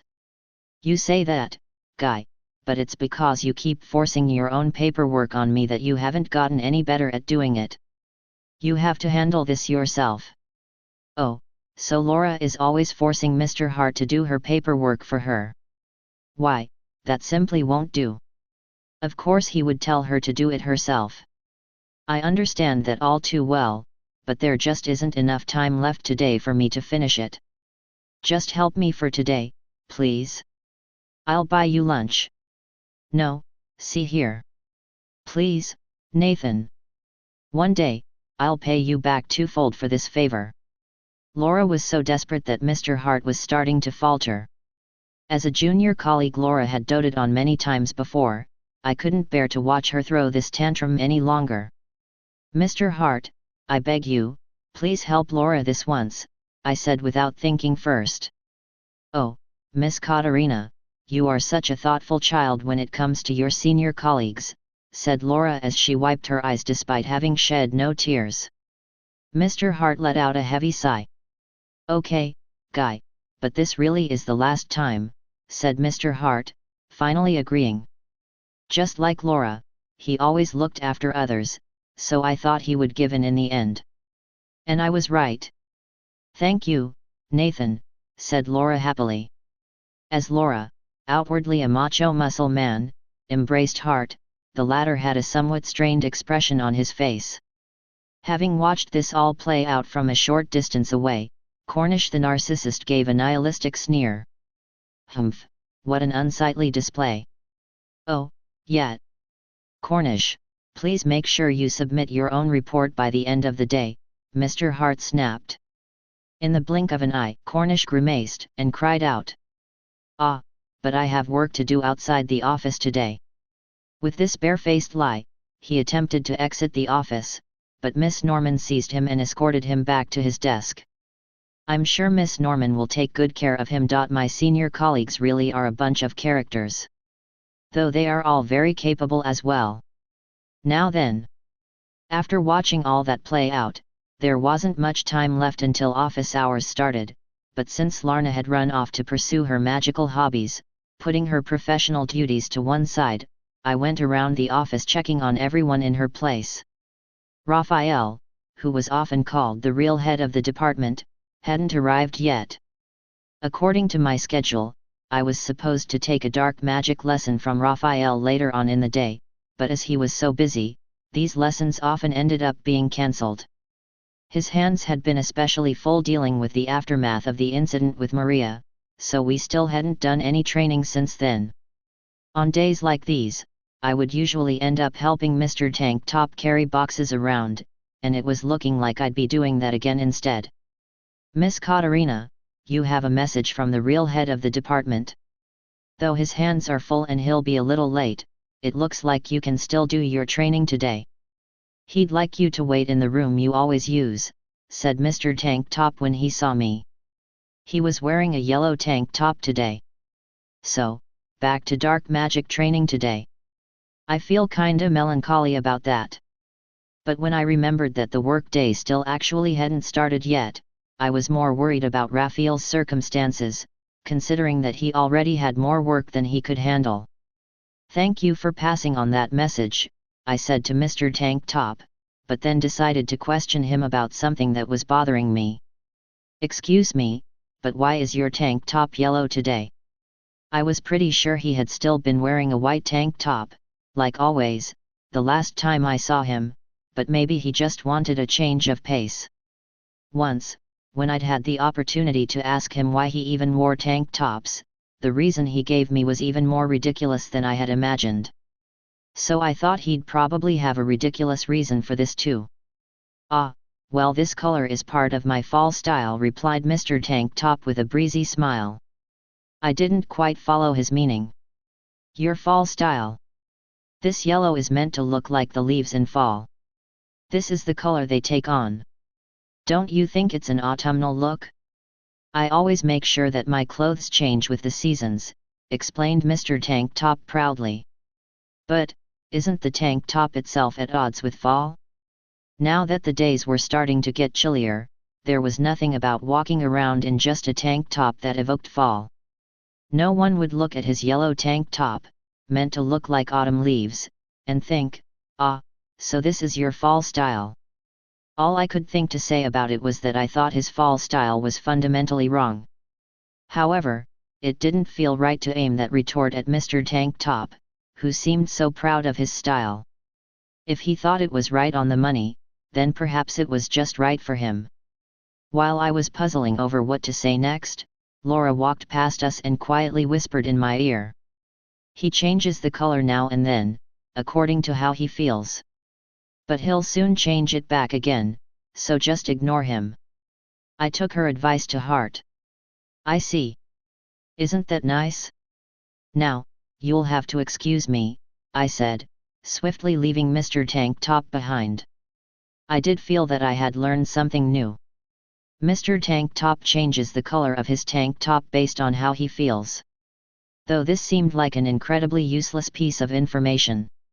After gathering my things, I exited the magical tool laboratory and headed to the room where Raphael and I conducted our dark magic lessons.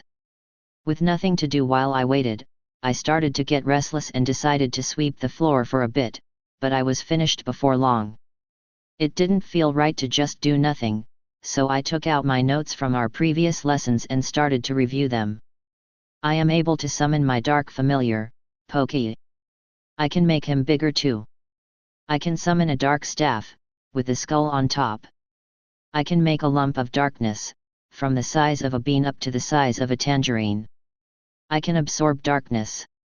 To these notes, I added another about what had happened the other day. I can summon a big mass of darkness, shaped like a snake, and constrict people with it. These last words ended up looking messy. When I went to rescue Maria, I had lost control of my dark magic and used it to constrict the men who had tried to harm her. I could still remember very clearly what had happened. I felt so cold, and nothing that was happening seemed real, almost like I was watching it all play out on a TV screen. When I discussed the matter with Larna and the other managers, since barely any time had passed since the incident, I didn't really think too much of it. But now that a few days had passed, and I was able to reflect on it with a clear head, I had started to feel scared of myself.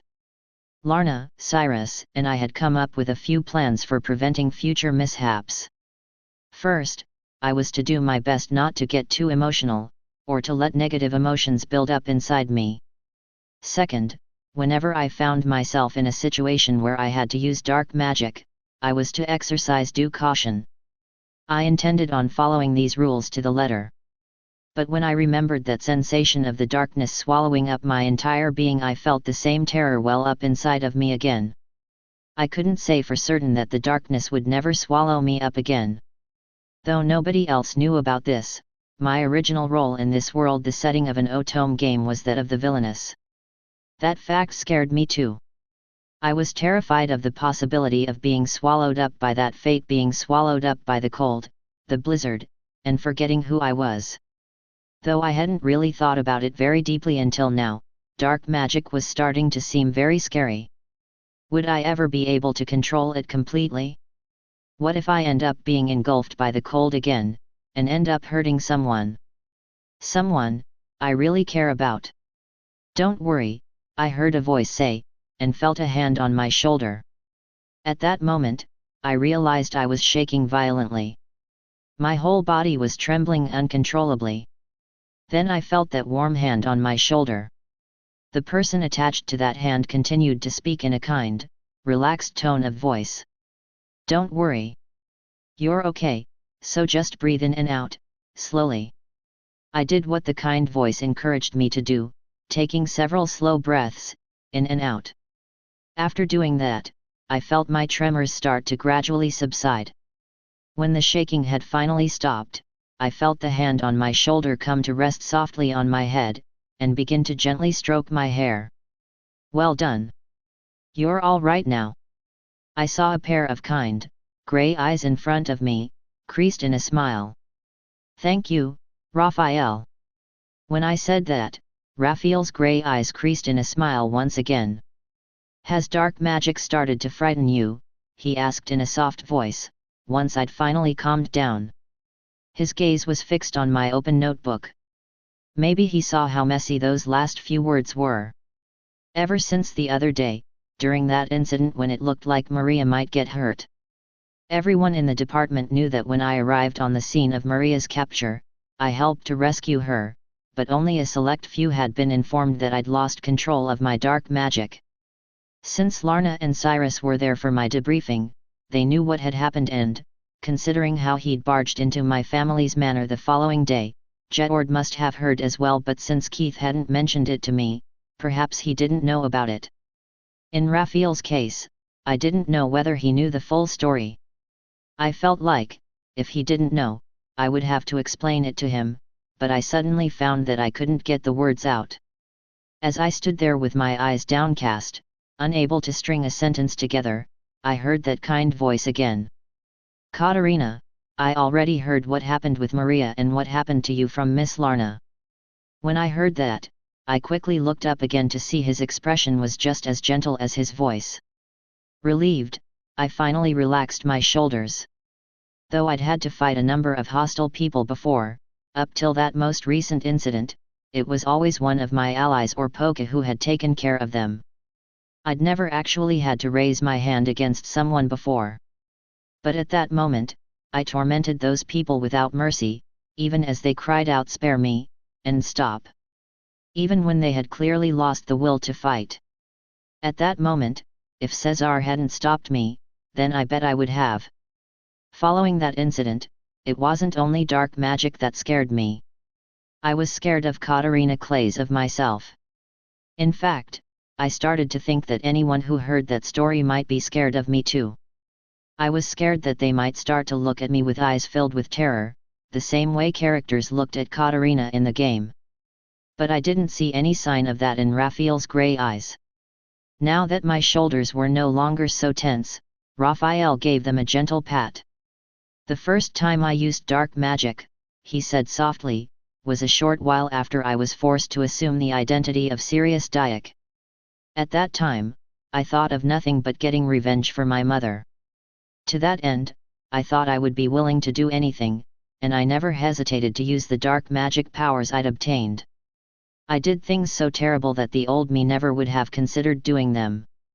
Even then, I felt nothing. At that time, I think the darkness was already beginning to engulf me." This was the first time I'd heard Raphael speak about the time in his past when he used dark magic. After Raphael and his mother were abducted by Marquis Dyack's wife, his mother was killed and he had Sirius Dyack's memories implanted in his head against his will. He was very nearly transformed entirely into Sirius Dyack. In the end, Marquis Dyack's wife failed in her scheme. Though Raphael came to carry Sirius Dyack's memories, he did not become Sirius himself, as she had hoped. But at the time, Raphael's memory of his mother's final moments were twisted by dark magic. Swearing to get revenge for his mother, Raphael carried on pretending to be Sirius, and had nothing to live for besides vengeance against the Marquis's wife and the rest of the Dyack family. In his second year at the Academy of Magic, Raphael finally conquered the dark magic inside of him, and regained his true memories. After that, he was able to live as Raphael Wold once more. When he started working at the Magical Ministry, Raphael told me that last part, but I had never asked him to go into any more detail about his past. I couldn't possibly have asked him. That was because, although he spoke about it with an air of indifference, his past was so tragic that I felt like my heart would break just from hearing about it. I didn't want to force him to reflect on it for one moment longer. Though I'd heard him mention some scant details about his past now and then, this was the first time he'd spoken to me directly about his experience with dark magic.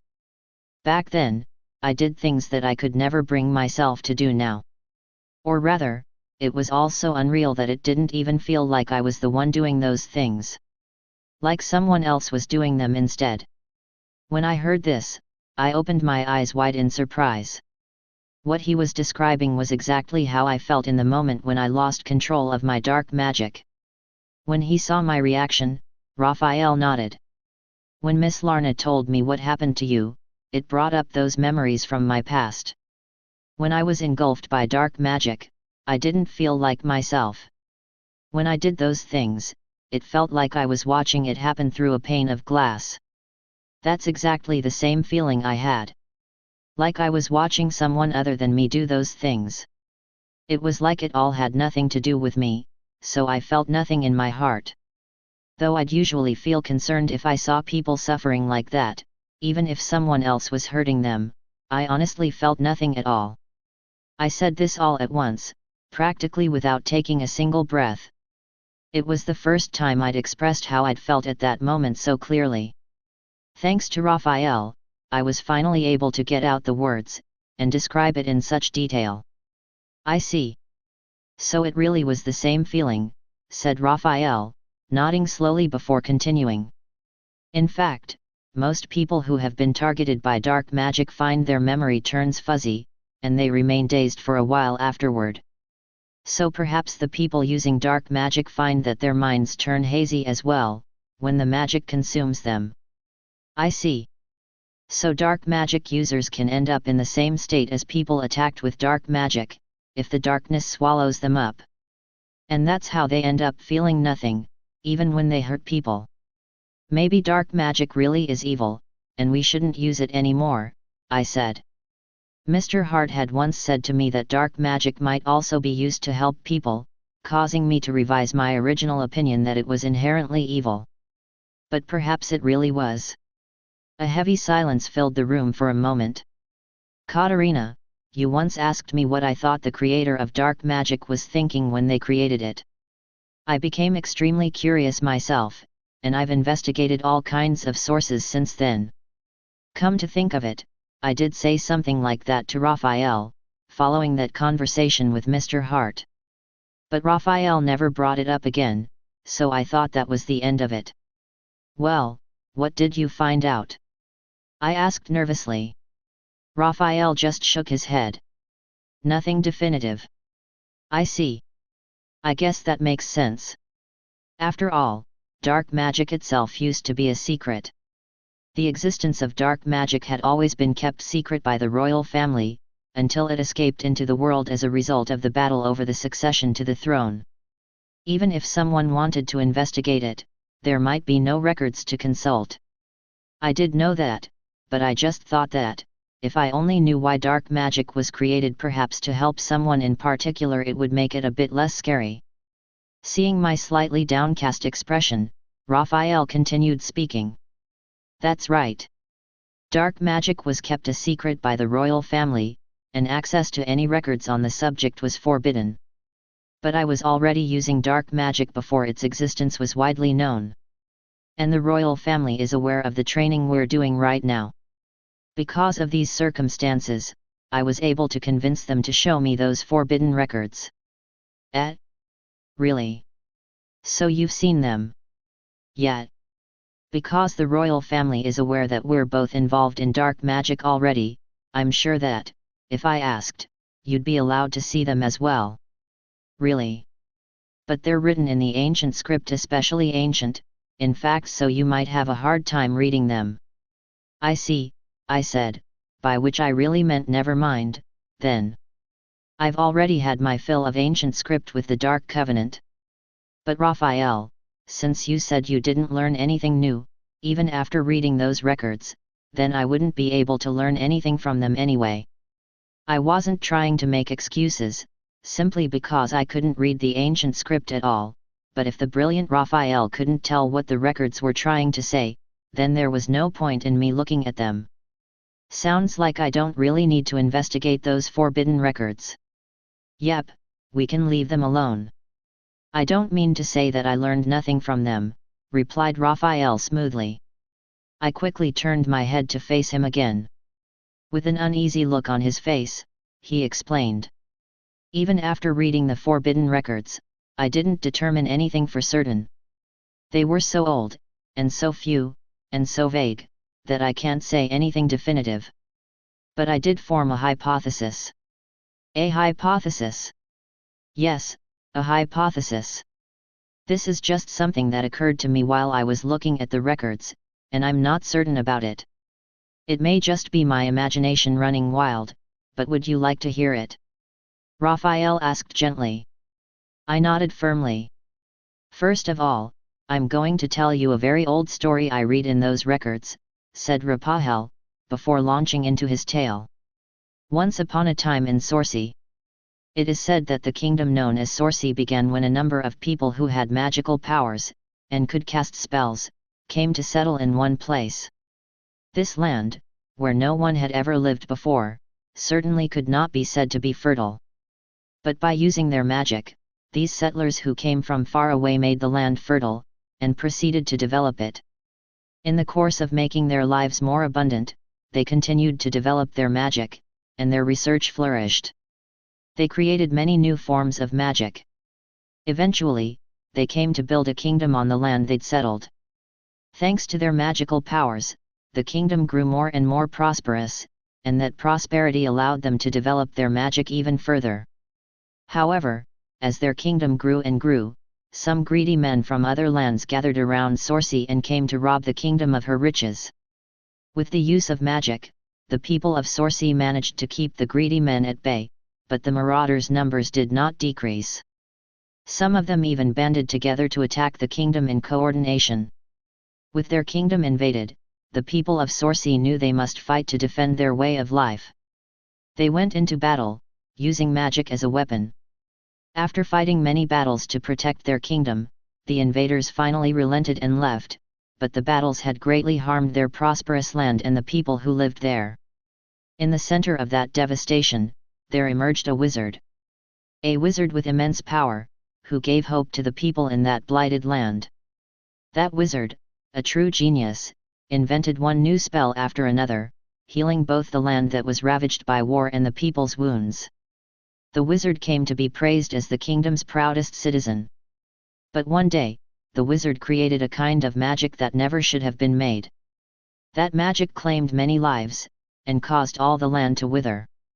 Having seen how dangerous this magic was, those who survived were sworn to secrecy, and the wizard was imprisoned for the rest of his life. Following these events, magical research became a taboo subject, and the use of magic began to decline. Eventually, many people who had no magical powers, but once used to dwell on the outskirts of the kingdom, came to live in Sorcy. The number of people with magic decreased, and the kingdom's magical potential dwindled. "Have you heard the very beginning and the very end of that story before?" asked Raphael. "Yes. I think I learned about the founding of the kingdom and the gradual decline of magic users, and magic itself, in history class. But I'd never heard about those battles or the story of the wizard before." "Same here. This was my first time hearing about those battles, or the genius wizard who arose afterward. I think that the dangerous form of magic that wizard created was probably dark magic." I suddenly felt myself gulp as I waited for him to continue. So, next I went through all the sources one by one, to see if there was anything else written about the wizard. And I found one source that contained a similar account. It was written like a fairy tale. That man possessed strong healing magic. He used it to soothe the withered land and the wounded populace, then healed them all. But he couldn't heal the wounds the battles left in the people's hearts. This troubled that kind man, and one day he created a new kind of magic to help those people who suffered with broken hearts. And so he managed to soothe the hearts of many people. Thanks to him, they were all going to be happy again. But then men of greed stole someone precious to him, in order to claim control of him. Having lost someone so precious to him, the man grieved, and a form of magic created for healing was stained by evil. I found this in a book of stories. It almost felt like it was tucked away there in order to hide it, and written in a way that was deliberately hard to understand. At first glance, I wouldn't have thought it had anything to do with the first story I told you, but when I looked into it further, I found that they were both written around the same time, and the situations described in them were very similar. In some other records, I read that the wizard created an evil form of magic, and was himself considered evil. But this story alone was different. It doesn't even call him a wizard. This story, slipped into this book of tales almost as if to hide it, may have been left behind by someone who thought highly of the wizard, and wanted to preserve his honor. In other words, you're saying that the wizard who created dark magic did it to soothe people's minds? But dark magic works by feeding on people's lives. Surely no one would steal a life just to heal someone else. Yes, about that. We might be wrong to think that dark magic must always feed on people's lives in the first place. I became able to use dark magic because someone else gave it to me, and you got it by obtaining a dark familiar. Neither of us had to take someone's life to use it. Now that you mention it, that's true. Besides, none of those forbidden records, or any of the other old records I consulted, said such a thing. A newer version of dark magic may have emerged as something that relies on taking people's lives, but maybe it didn't when it was first created. I see. In other words, perhaps the original dark magic was created without taking people's lives, and it may have only existed to soothe people's hearts. That's totally different from how it works now. Current dark magic requires the taking of lives, and it's used to control people. It's an evil thing. Right, so it was originally meant to heal people. And though it was successful at first, they lost control of it. Lost control. When I heard how you lost control of your dark magic the other day, I was reminded of that line from the story, having lost someone so precious to him, the man grieved, and a form of magic created for healing was stained by evil. I thought that perhaps the wizard had someone precious taken from him, and lost control of his dark magic as well. When Raphael said this, I recalled what happened during the incident with Maria. After seeing Maria, her mother, and Cesar hurt, something cold welled up from deep inside of me, and I was swallowed up by it. Once I was consumed by it, I didn't know what was happening any longer. If the wizard was consumed by the same thing, and that resulted in the loss of many lives, I was no longer able to think of this as something unrelated to me. It frightened me, and made me terribly sad. The wizard, who used magic to heal the wounds people sustained in battle, then created a new form of magic to soothe their hearts as well, must have been a kind man. But then someone precious was taken from him, he lost control of his powers, and ended up taking many people's lives. Then he spent the rest of his life in prison, treated like a criminal. If that really happened, how much must that have hurt him? I held my hands in front of my chest and squeezed them tightly into fists. Sorry.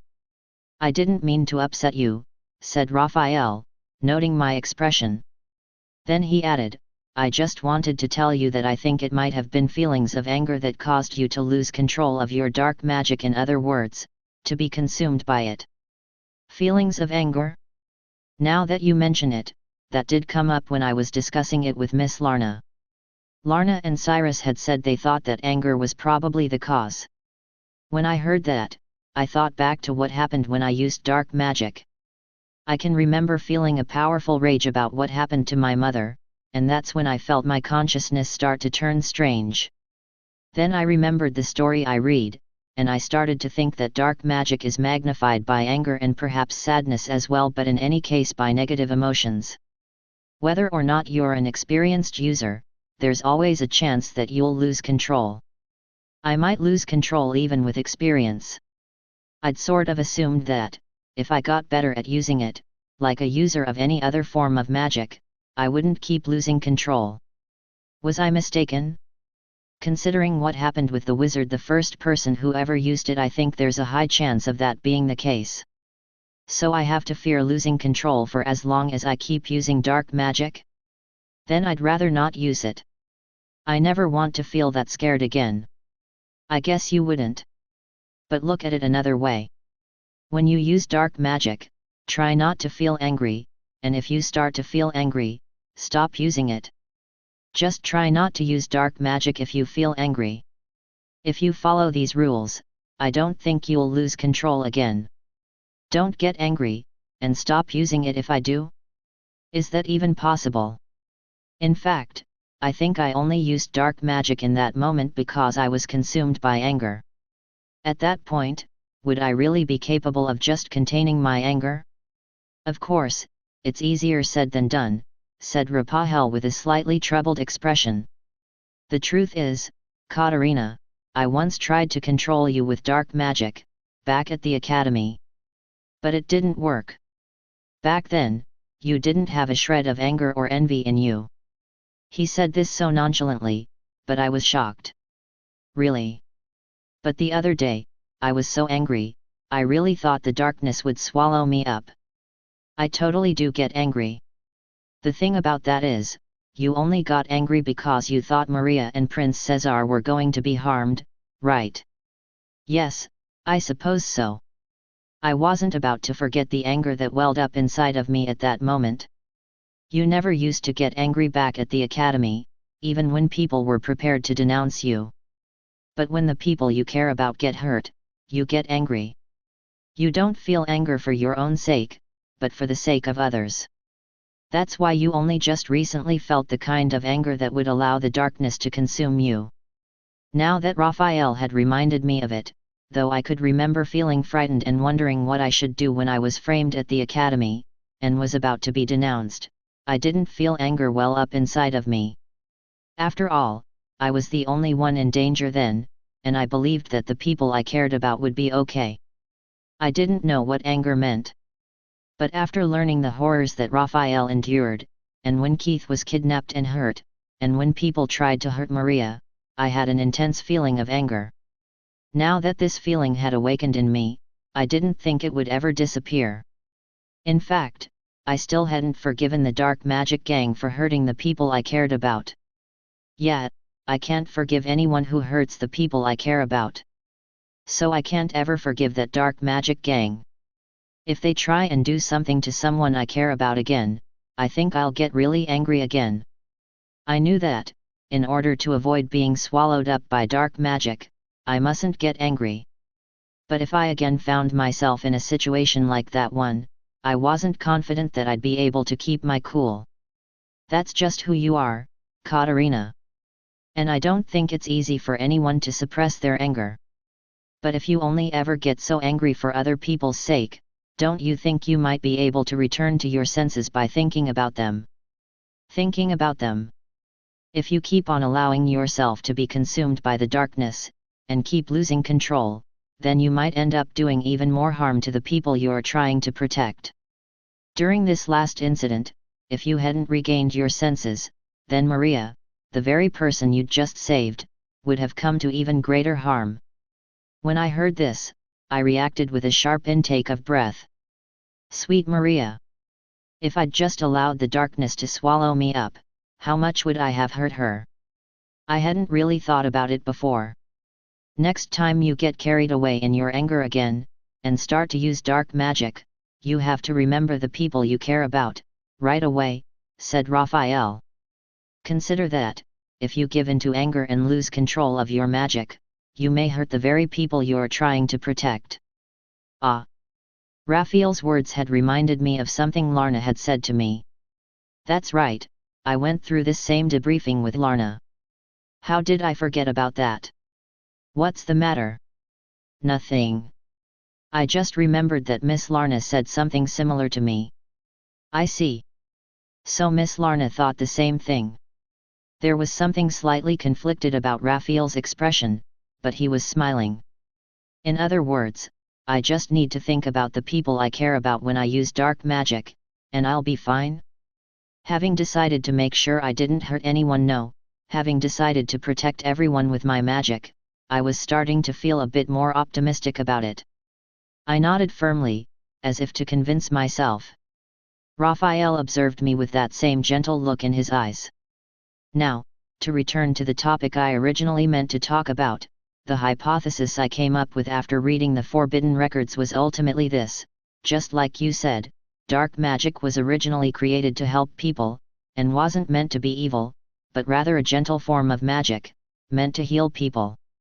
Raphael paused for a moment before continuing.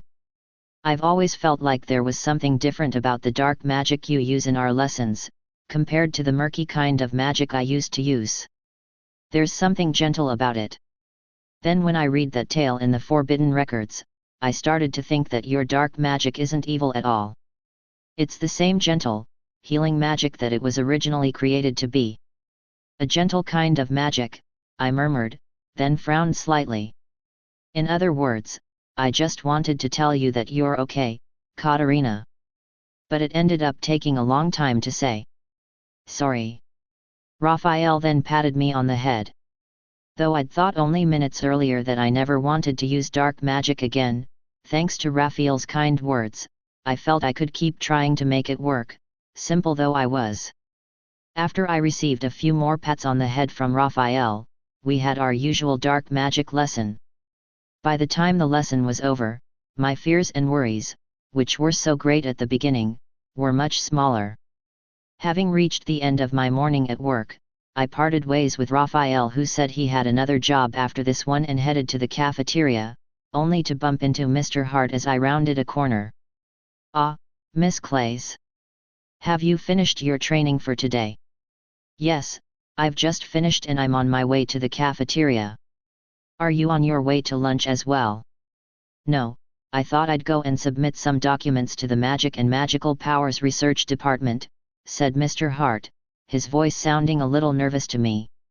Our department had decided that he basically never needed to go and submit documents himself. As for why, it was because he'd unfailingly get lost. Still, for some reason the man himself apparently thought he could find his own way, and occasionally tried to deliver files to other departments, like he was now. But, Mr. Hart, the Magic and Magical Powers Research Department is in the opposite direction to where you're headed. After I said this, Mr. Hart became visibly disheartened.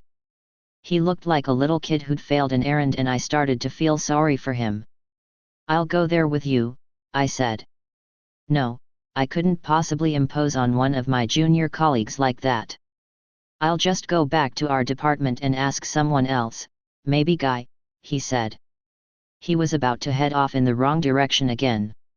"I wouldn't want you to get lost again," I said, grabbing his arm. Mr. Hart looked shocked for a moment.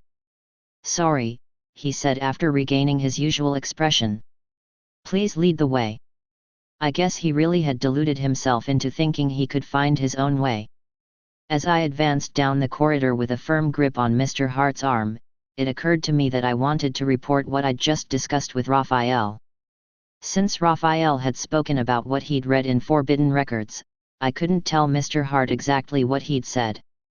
But I just had to tell him the person who had given me a new perspective on dark magic by suggesting that it wasn't completely evil, and might have been created in order to protect someone or something precious to its creator, that dark magic really may not be entirely evil. "Excuse me, Mr. Hart. Do you remember once talking to me about dark magic, and telling me that the person who created it may have just wanted to protect someone precious to them?" I asked. Hart smiled. "Now that you mention it, I do remember. I said that to suggest another way of thinking to you when you were having trouble finding the motivation to carry on with your dark magic training, but you took it so seriously that I was actually surprised." Really? Thanks to what you said, I really expanded my way of thinking. Thank you so much." When I said this, Mr. Hart stiffened for some reason. Though I wondered why, since he still wasn't saying anything, I carried on with the next thing I'd wanted to say. "So now, after doing a lot of my own investigations into dark magic, I'm starting to feel like it was actually created to help people." As soon as I'd explained that far, Hart whirled around to face me. "Did you discover something?" he asked in a serious tone of voice. This wasn't how he usually behaved. I reflexively took a step backward. He seemed to realize that he'd startled me. "Sorry, I was just a little curious," he said, and bowed his head apologetically. He was back to his usual self. "Mr. Hart, are you interested in dark magic?" I asked, his enthusiasm just moments earlier having reminded me strongly of Larna. "Well, let me see. I have a kind of personality that means I get interested in all sorts of things all too easily. When I learn about something new, especially something that really catches my attention, I have a tendency to get a little too caught up in its details. I guess I got a bit overexcited about dark magic." "I'm sorry if I startled you," he responded. "I see, so that's what his reaction just now meant." "Oh, no. I was a little startled, but you weren't as intense as Miss Larna, so don't worry. After all, Larna gets abnormally obsessed when she takes an interest in something. She's dragged me around more than once when I've told her there was something on my mind that I wanted to look into." "If I were as obsessed as Miss Larna, that would be a problem," agreed Mr. Hart with a somewhat strained expression, perhaps having had an experience similar to my own. "So, when you say that dark magic may have been created to help people, what do you mean?" As I answered Mr. Hart's question, I thought about how to word things so he wouldn't know that Raphael had been reading Forbidden Records. Well, there was a story written in this old book that said that dark magic was devised to soothe people's hearts. Of course, I can't say for certain that's what actually happened. After pondering this for a moment, Hart nodded. "I see. So dark magic was created to soothe people's hearts. That seems plausible." Then he smiled and said, "I guess that means it really isn't all evil." I nodded enthusiastically. "That's right. Exactly. Dark magic isn't all evil. I'm glad I know that now." The next thing I knew, we had arrived at the door to the Magic and Magical Powers Research Department. "Thank you very much, Miss Clays," said Mr. Hart. After watching him knock on the door, then enter the office, I thought I would finally head to the cafeteria, but I suddenly realized that I could feel someone staring at me from nearby. When I turned to look in the direction of the gaze, I saw someone I'd only just met yesterday standing there. Is that you, Haru?" I called out in surprise. She looked back at me, also looking surprised. "Katarina." It was in fact Haru, Cyrus's childhood friend, whom I'd met at the party the previous day. Haru, what are you doing here at the magical ministry?" I asked. Seriously, what on earth are you doing here?" After fidgeting for a moment, Haru replied. "Yes, well, first I would like to apologize for that sudden display in front of everyone yesterday. I was so delighted to see Cyrus again that I got carried away and ended up confessing my feelings for him. Today I have come to apologize for causing a scene, and to reaffirm my confession of love. After investigating where he works, and in what department, I found my way here. Right now, I'm waiting for him to leave his office to take his lunch break, which is when I'll grab him." She said all this with an air of embarrassment, but some of her word choices reaffirm my confession of love, and grab him made it abundantly clear that she was a very assertive and bold young lady. Based only on how she looked as she stood there in front of me, I would have assumed she was the epitome of a refined woman like the Yamato Nadeshiko, as I'd remarked to myself before, but there seemed to be a lot of difference between her appearance and what was on the inside. Come to think of it, I'm pretty sure she said that she's always running around her family's property while wearing pants. If a woman as gorgeous and assertive as this comes at him head-on, will Cyrus, with his tolerance of young women being on par with that of an elementary school boy, be able to cope? As I observed Haru with all this on my mind, the door opened with a clatter and the man Haru had been waiting for came through it with his usual cool disposition. Haru seized on this opportunity immediately, rushing toward Cyrus with incredible speed. Somewhat reflexively, I went after her. "Cyrus!" called out Haru as she came to stand next to him. Cyrus opened his eyes wide and stood rooted to the spot in shock. Haru paid this no mind, however. "Excuse me, Cyrus," she inquired, "but are you going to take your lunch break now?" Cyrus, likely still not having quite apprehended the situation, nodded, clearly bewildered. "Yet."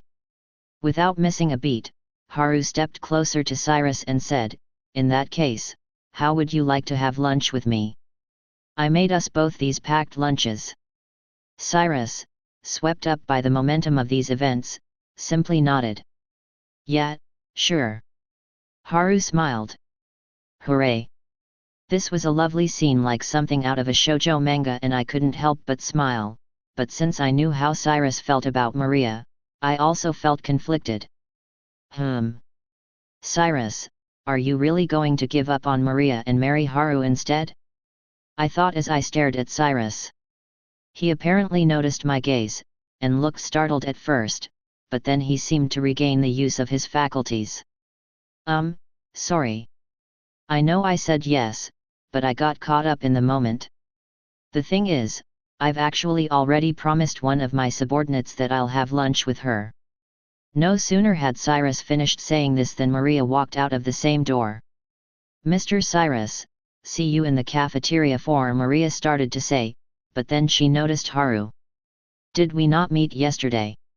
"Yes, my name is Haru Kabaragi. Were you the subordinate who made plans to have lunch with Cyrus today?" "My name is Maria Campbell." "Yes, he did say we could have lunch together." Maria probably thought that, now that Haru had arrived, she ought to excuse herself. "I made some packed lunches, and to be honest I got carried away and made too much." "Would you like to join us, Miss Campbell?" said Haru cheerfully, inviting her along. Maria looked to Cyrus as if to ask, "What should I do?" But Cyrus was wearing much the same expression. With Cyrus being in love with Maria, and Haru being in love with Cyrus, this was shaping up to be a pretty awkward lunch table. I don't know whether Haru noticed some subtle indication to that effect, but she spun around to face me, and what do you think she said? "Katarina, would you like to join us as well? I've prepared a number of traditional dishes from Zyrma, including rice balls." The words rice ball provoked a knee-jerk reaction from me. Absolutely, I'd love to try some, I answered, butting in on their gathering without thinking about it. And that was how this peculiar lineup, Maria, Cyrus, Haru, and me, ended up having lunch together. "Let's sit here," said Maria, indicating a spot out on the spacious terrace, more like a room unto itself, that faced the garden, where a number of tables and chairs had been placed. Employees who bring packed lunches often use this space, but it is never too crowded and is quite pleasant, she added, leading us to her recommended lunch spot. Now, on the largest table on the terrace, were the contents of the lunch Haru had packed, having been laid out by one of her attendants.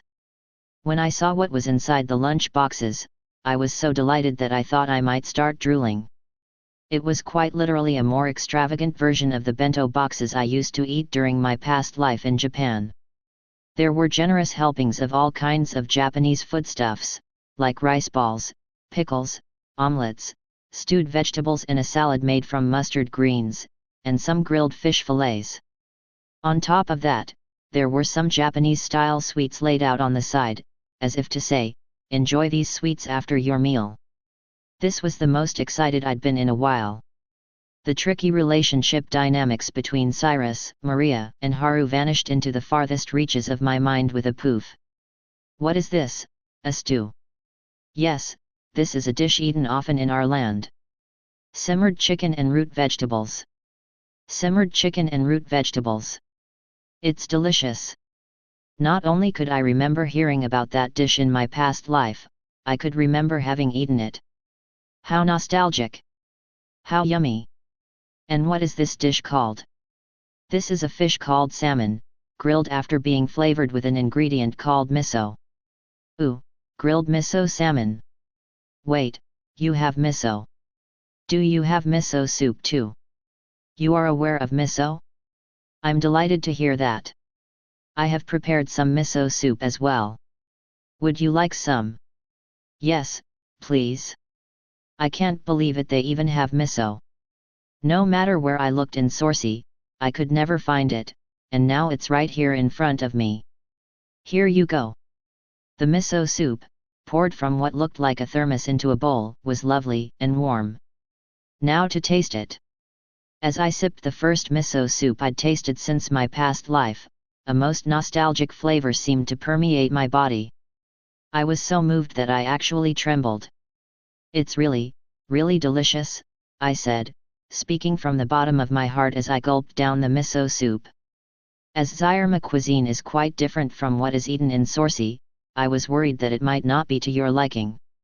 "I'm glad that you like it," said Haru, smiling delightedly. "Yes, I like it so much," I declared, leaning across the table and asking for 2 more bowls of miso soup, along with 4 rice balls. Sigh. "That was delicious," I declared at the end of my meal, having followed up the soup and rice balls with some sweets filled with red bean paste for dessert. I rubbed my now very full belly. "Seeing how much you enjoyed eating this lunch," Haru said with a grin, "it was worth going to the trouble of making it. When you invited us, you did mention having made it. Did you really make all this yourself, Haru?" "Yes, I did. Or rather, I would like to be able to say that, but I actually only helped a bit, and my cook did most of the work." "That's still amazing. I can't cook at all, and once when I tried I even caused a pot to explode. So now our house's kitchen is off limits to me." An explosion. Now that is something. It really surprised me. As I was sharing some more stories of my past failures, my lunch break unfortunately came to an end. Time's up," said Cyrus. When this comment reached my ears, I was startled. Oh, yeah, this was supposed to be a setting for Haru to speak with Cyrus. I'd completely forgotten about that while I was chowing down on Japanese-style food, and ended up monopolizing Haru with all of my questions and remarks. Haru. Because of me, you missed your chance to talk to Mr. Cyrus, didn't you?" "I'm sorry," I apologized in a hushed voice. "No, don't be. Now that we're reacquainted, I'll have plenty more opportunities to talk to him, so don't worry." I'm just happy that you enjoyed eating Zyrma cuisine so much, she said graciously. Haru is such a good girl. If Cyrus weren't already head over heels for Maria, I'd feel like rooting for her. Then it was time to get back to work, so we said goodbye to Haru. Cyrus went back to his department and Maria and I headed to the separate room we used while deciphering our covenants. Maria's deciphering of the Light Covenant and my deciphering of the Dark Covenant had filled our afternoons at work for some time now. While we were getting ready by taking out dictionaries and such, I inquired about something that had been nagging me since my lunch break. Maria, what did you think of that girl Haru? I had to admit, this was a clumsy way of asking how she felt. Maria stared back at me blankly. Cyrus had feelings for Maria, though Maria was still unaware of that fact, and Haru had feelings for Cyrus. I wondered what Maria thought about Haru, considering that she was a love rival, at least potentially. I still didn't know how Maria felt about Cyrus. I mean, well, I was talking the whole time, and it was like you didn't get a chance to talk to her at all. I couldn't just take it upon myself to reveal how Cyrus felt, which is why I ended up asking Maria in this odd, roundabout way. Let me see, Maria said after pondering my question a while. I suppose I thought that she reminded me a bit of you, Lady Katarina. Reminded you of me? No way. Anyone who saw her would say how prim and proper she looks, like the Yamato Nadeshiko. I don't see how anyone could say she looks quite like me, with my villainous face. When I tilted my head in confusion, Maria giggled. Not in terms of appearance. Rather, it was her fun, cheerful personality that reminded me of you. So not her appearance, but her personality, huh? I don't really know about that, but thinking back now, we did act pretty similarly at the buffet table, and our brothers got mad at us in the same way too. Looking at it that way, maybe we are similar. I suppose the biggest difference between us was that Haru was in love with Cyrus, and pursuing him actively. That was one part of her personality I couldn't understand, since I still didn't really know what it was like for men and women to like each other romantically. Hold on, I guess that means that Cyrus, with his level of romantic experience being about that of an elementary school boy, but at least being in love with Maria, is still ahead of me in the romance rankings. I got annoyed when he called me a child who didn't understand romance, but considering that, I guess he is my superior in love affairs. Oof. That's pretty galling, though. No, let's forget about me. That's not what I want to ask Maria about right now. What I wanted to ask her about was how she felt about Haru confessing her love for Cyrus. But what's the best way to go about it? Best to ask in a way that seems natural. I took a deep breath. However, I was surprised by how Haru confessed her love for Mr. Cyrus at the party. Her efforts today also displayed courage and initiative, said Maria, before I could open my mouth, while I was still thinking of all the ways I might go about asking my question. To my surprise, she'd shared exactly the opinion I was trying to ask her about. I guess so. That confession surprised me too. It sounded like she meant to approach Cyrus again today, as well. Amazing, right? Though, in the end I got in her way, and our lunch ended without those two having much of a chance to talk to each other. Oh, I see. She really is quite assertive, said Maria, seeming impressed, though I wasn't able to detect any jealousy or complicated feelings in her voice. From the look of things, Cyrus doesn't have a chance. I wonder if Mr. Cyrus will let himself get pushed into an engagement with Haru. Looking at what happened today and yesterday, I just feel like Cyrus might be overwhelmed. Maria thought about this for a moment. But Mr. Cyrus seems to have quite a strong aversion to young women. It may not be as easy as that, she remarked. I guess so. Cyrus sure does have an aversion to young women.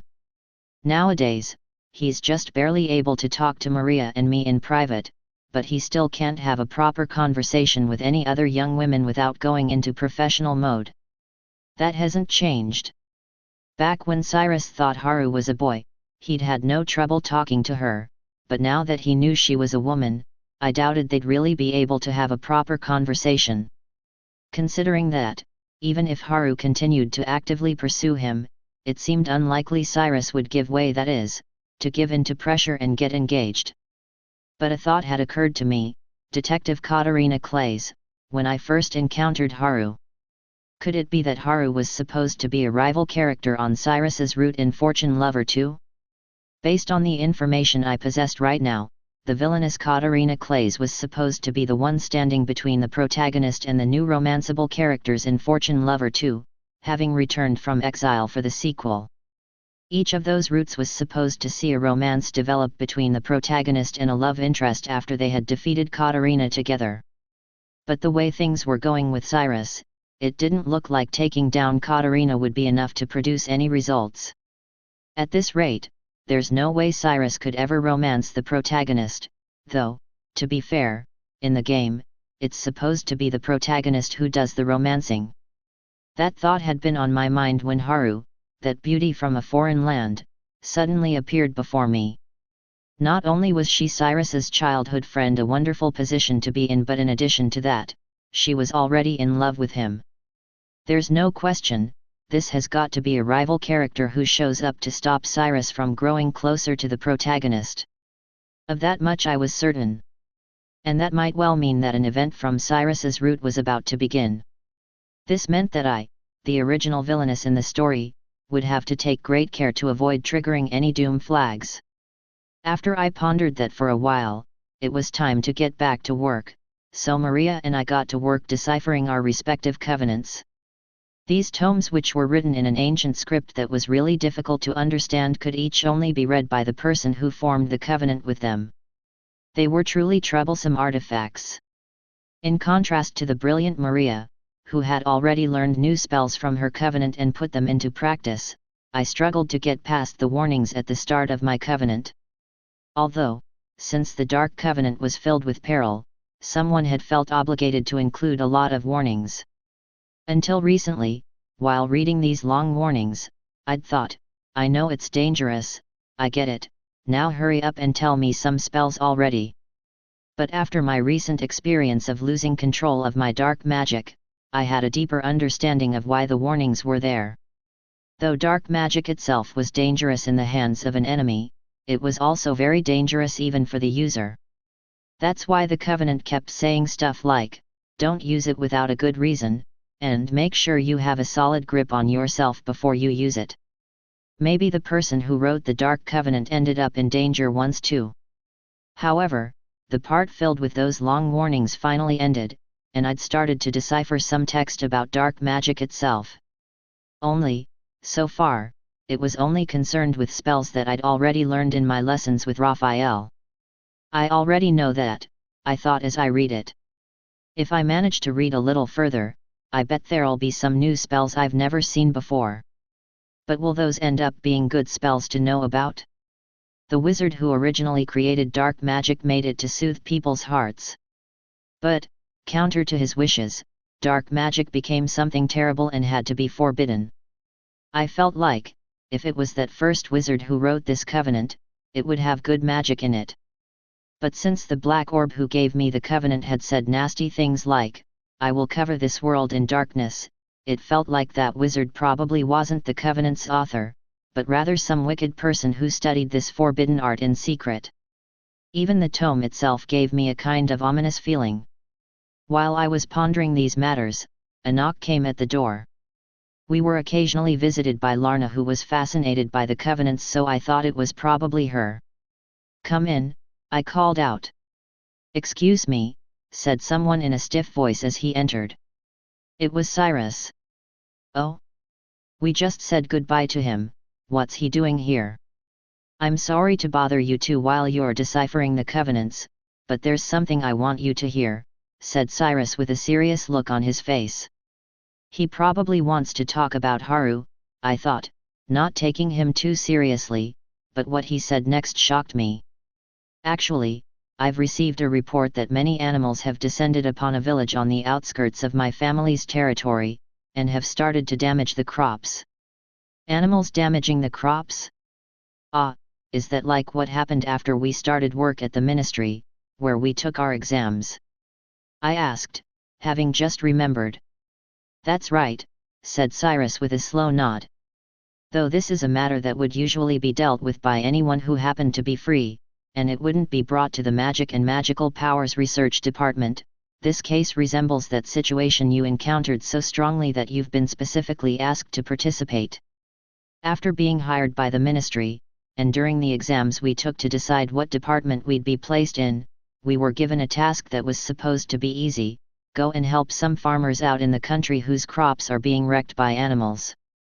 Though normally this would have been an easy case to deal with, even for rookies, it developed into an incident where we ended up fighting a dragon which seemed to be a dark familiar in a cave.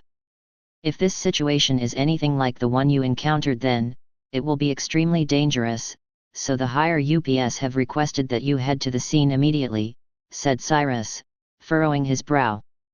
"To be honest, it pains me to send you to somewhere that might be so dangerous. But the fact is that, if a dark familiar really does show up, we won't be able to handle it without you. I'm sorry." Cyrus bowed his head. It was Pokey in his gigantic form who defeated the last dark familiar dragon, and light magic is supposed to be the only magic that can fend off dark magic. If that really was the case, then the Ministry really had no choice but to call on Maria and me. "Mr. Cyrus, please raise your head." "We understand the circumstances perfectly well," I said. "Yes, we do," said Maria with a nod. When Cyrus heard this, he slowly raised his head, then looked straight at us. "Naturally, I'll be coming with you, and will do everything in my power to make sure that no harm comes to you." "That's right," he threw a rare badass line at us, as expected of a romanceable character. If I were the protagonist, my heart might have skipped a beat. I glanced to one side at Maria. She wore a serious expression, but didn't look smitten. "Yep, looks like he still has a ways to go." Next, we were told that, per instructions from the higher UPS, we would depart for Cyrus's old stomping grounds the following morning. We were also told that, since we'd surely have preparations to make, we could leave work early today. With that, we were sent home. Maria kept me company while I was waiting for my carriage to pick me up. I had hesitated to accept this offer from her, since she probably had to get ready for tomorrow too, but she said that she didn't have to do much to prepare and kept me company anyway. We sat down next to one another on a nearby bench. "Maria, you were already put in danger just the other day. Aren't you afraid to go somewhere that might be dangerous again?" I inquired. "Well, I would be lying if I said I wasn't scared at all, but if you are with me, Lady Katarina, that changes things," said Maria. "I'm pleased to hear that you trust me so much, but..." Well, I do have Pokey, but I'm not all that strong myself. Will I really be able to protect you? Maybe I ought to have something more like a proper weapon, in case push comes to shove," I thought. But Maria dismissed this with a wave. No. I would not expect you to protect me, Lady Katarina. In fact, since you have saved me so many times before, this time I shall protect you," declared Maria. Did she really just say that? Maria. "Lady Katarina, when I am with you, I feel really courageous. Just having you by my side makes me stronger. So, this time, please let me protect you, Lady Katarina." Is there anyone who wouldn't feel lightheaded with such a beauty saying these things to them, her eyes sparkling? No, there aren't. I was no exception, and was starting to feel dizzy. "Thank you, Maria. But I'll be protecting you too, Lady Katarina." We held each other's hands and looked into each other's eyes. If this had been a manga, we'd have had a sparkly background behind us. But at that moment... Ahem. "Ladies, I'm terribly sorry to rain on your parade, but Mr. Cyrus told me that I along with Miss Laura and Deputy Chief Raphael will be accompanying you for protection. Are you still sure that you wish you to be so daring in the face of danger?"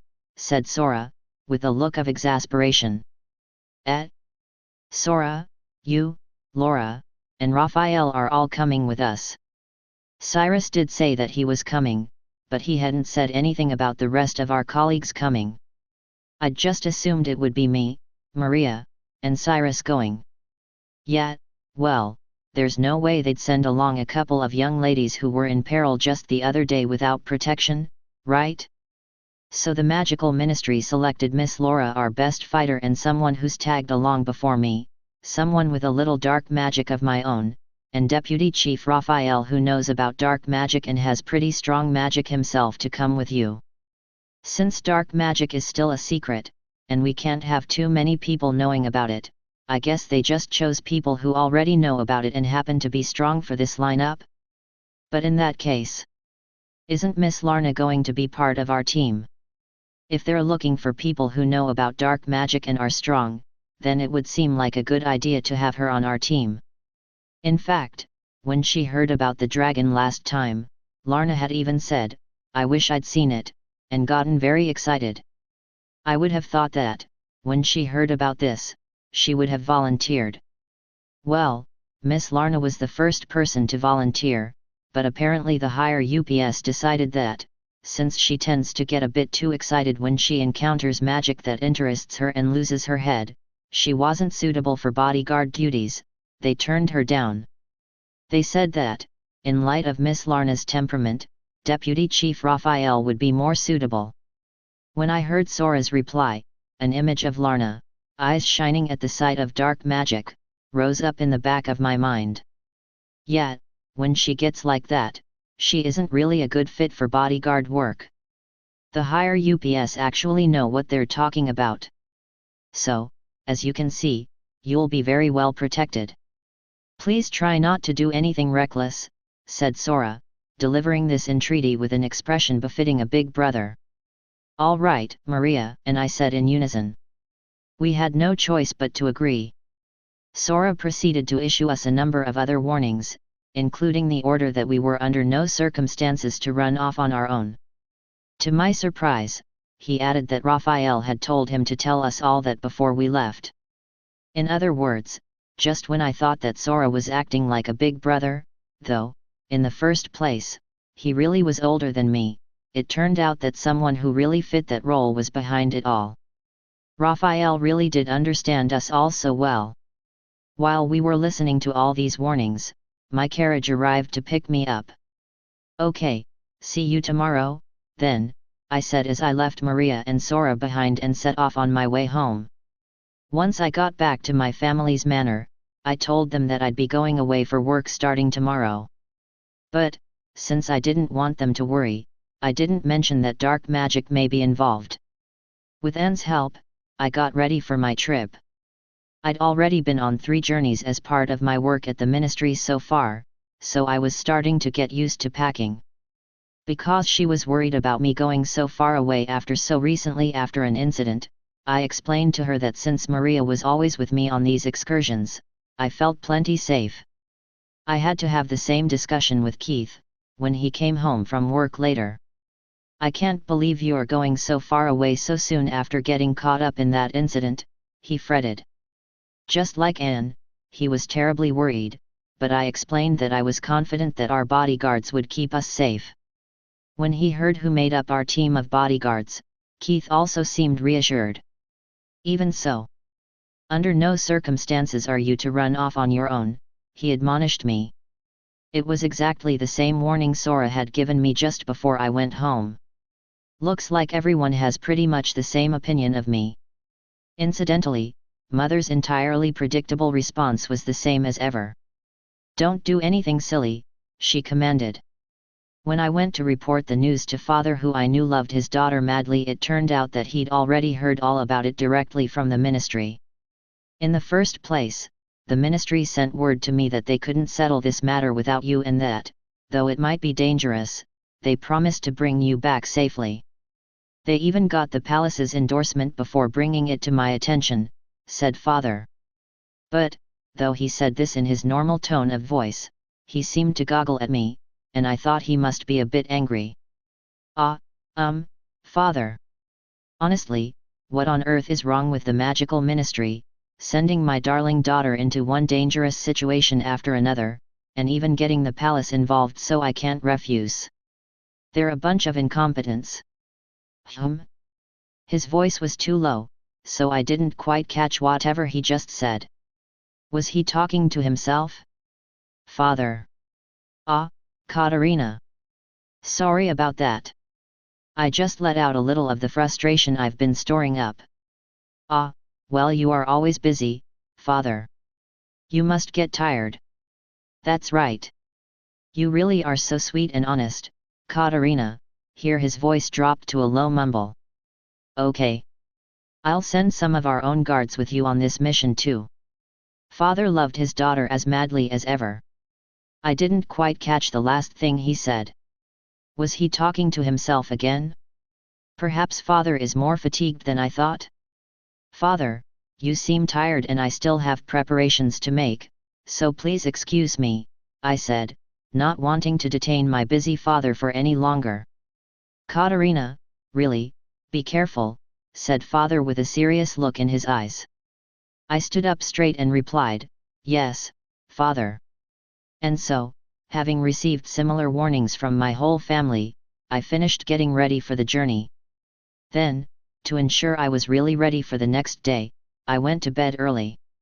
Haru, why must you always run headlong into trouble without thinking, said my brother Reijou, glaring angrily at me. I let my shoulders slump dejectedly. I know. I'm sorry. He was entirely correct, so I owned up and apologized. After I told you to wait, and went to all that effort to set up a proper meeting. Yesterday, you agreed. What on earth happened? I could say nothing to defend myself, so I kept quiet. Yesterday, I had attended a party that commemorated the founding of the Kingdom of Sorcy. Actually, I had attended most big parties held in Sorcy for the past few years.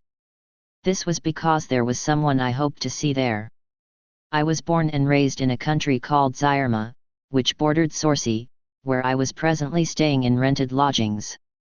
I was the fourth child born to a family living on land granted to them by the Margrave of that territory. Ever since I was little, I had run around that land, right behind my 3 older brothers. After finally having a daughter, my mother wanted to dress me up in pretty girl's clothes, but I found these too hard to move around in when chasing after my older brothers, so I always wore boys' clothes while I was playing with them.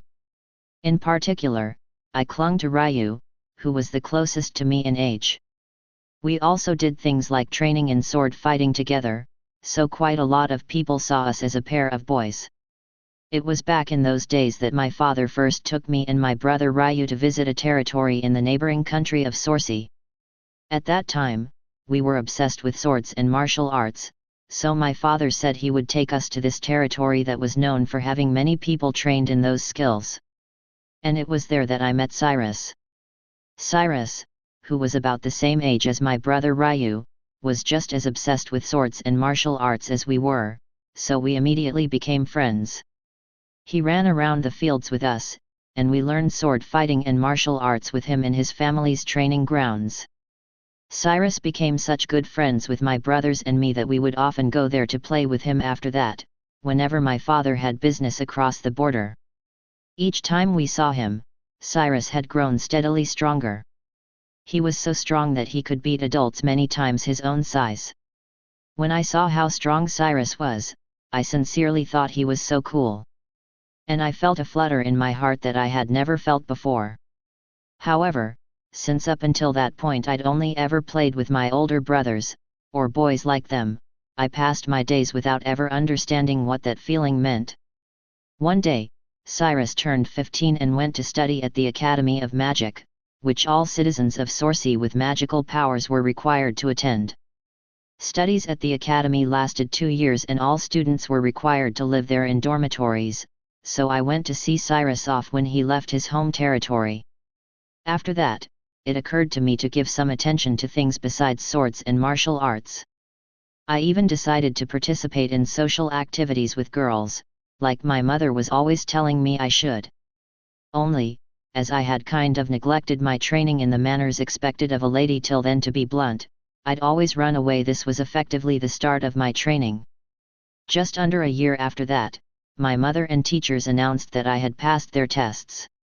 Once I was finally able to attend social gatherings for young women, I came to realize that the feelings I had for Cyrus were in fact called love. I see. So when I felt like Cyrus was the coolest person I'd ever known, that was love. When I realized that, for some reason I became anxious, but I also looked forward to approaching Cyrus the next time he came back. Now that I had received my education as a young lady, I felt like I was somewhat more feminine. I considered the possibility that Cyrus hadn't really seen me as a girl back then, but now that I was a proper young lady, I could show him another side of myself, so there was at least a glimmer of hope. That's what I thought about as I waited for Cyrus to come back home, but something happened that I wasn't expecting. To my disbelief, Cyrus didn't come back to his family's territory after graduating from the academy, but went on to work at Sorcia's magical ministry. I was severely shocked by this. I was struck by an impulse to give up waiting and walk right into his workplace. However, there was a chance that he'd never even realized I was a girl all along. Not only that, but we had fallen out of touch after he went to the academy. I realized that it would be pointless to go and meet him all of a sudden. Still, when I asked my brother, who had exchanged the occasional letter with Cyrus, he told me that Cyrus wasn't always working in Sorcia's interior, but was occasionally deployed to the borderlands. I thought that perhaps Cyrus might still choose to come back, and tried waiting again. But a few more years passed with no sign of that happening. Having run out of patience, I decided to be proactive and attended a large party in Sorci. I thought that, if I went there, I might be able to meet Cyrus. When I did, I would ask him, "Do you remember me?" and let him look at my new, ladylike appearance. That was the idea, anyway, as I walked around, but I never got to meet him. Even when I searched every corner of a venue, I never even spotted him. Despite that, I was still approached by a lot of other men, which irritated me. But I knew that if I couldn't meet Cyrus, I wouldn't get anywhere, so I spent a few years searching for him at parties. And finally, at yesterday's party, we were finally reunited.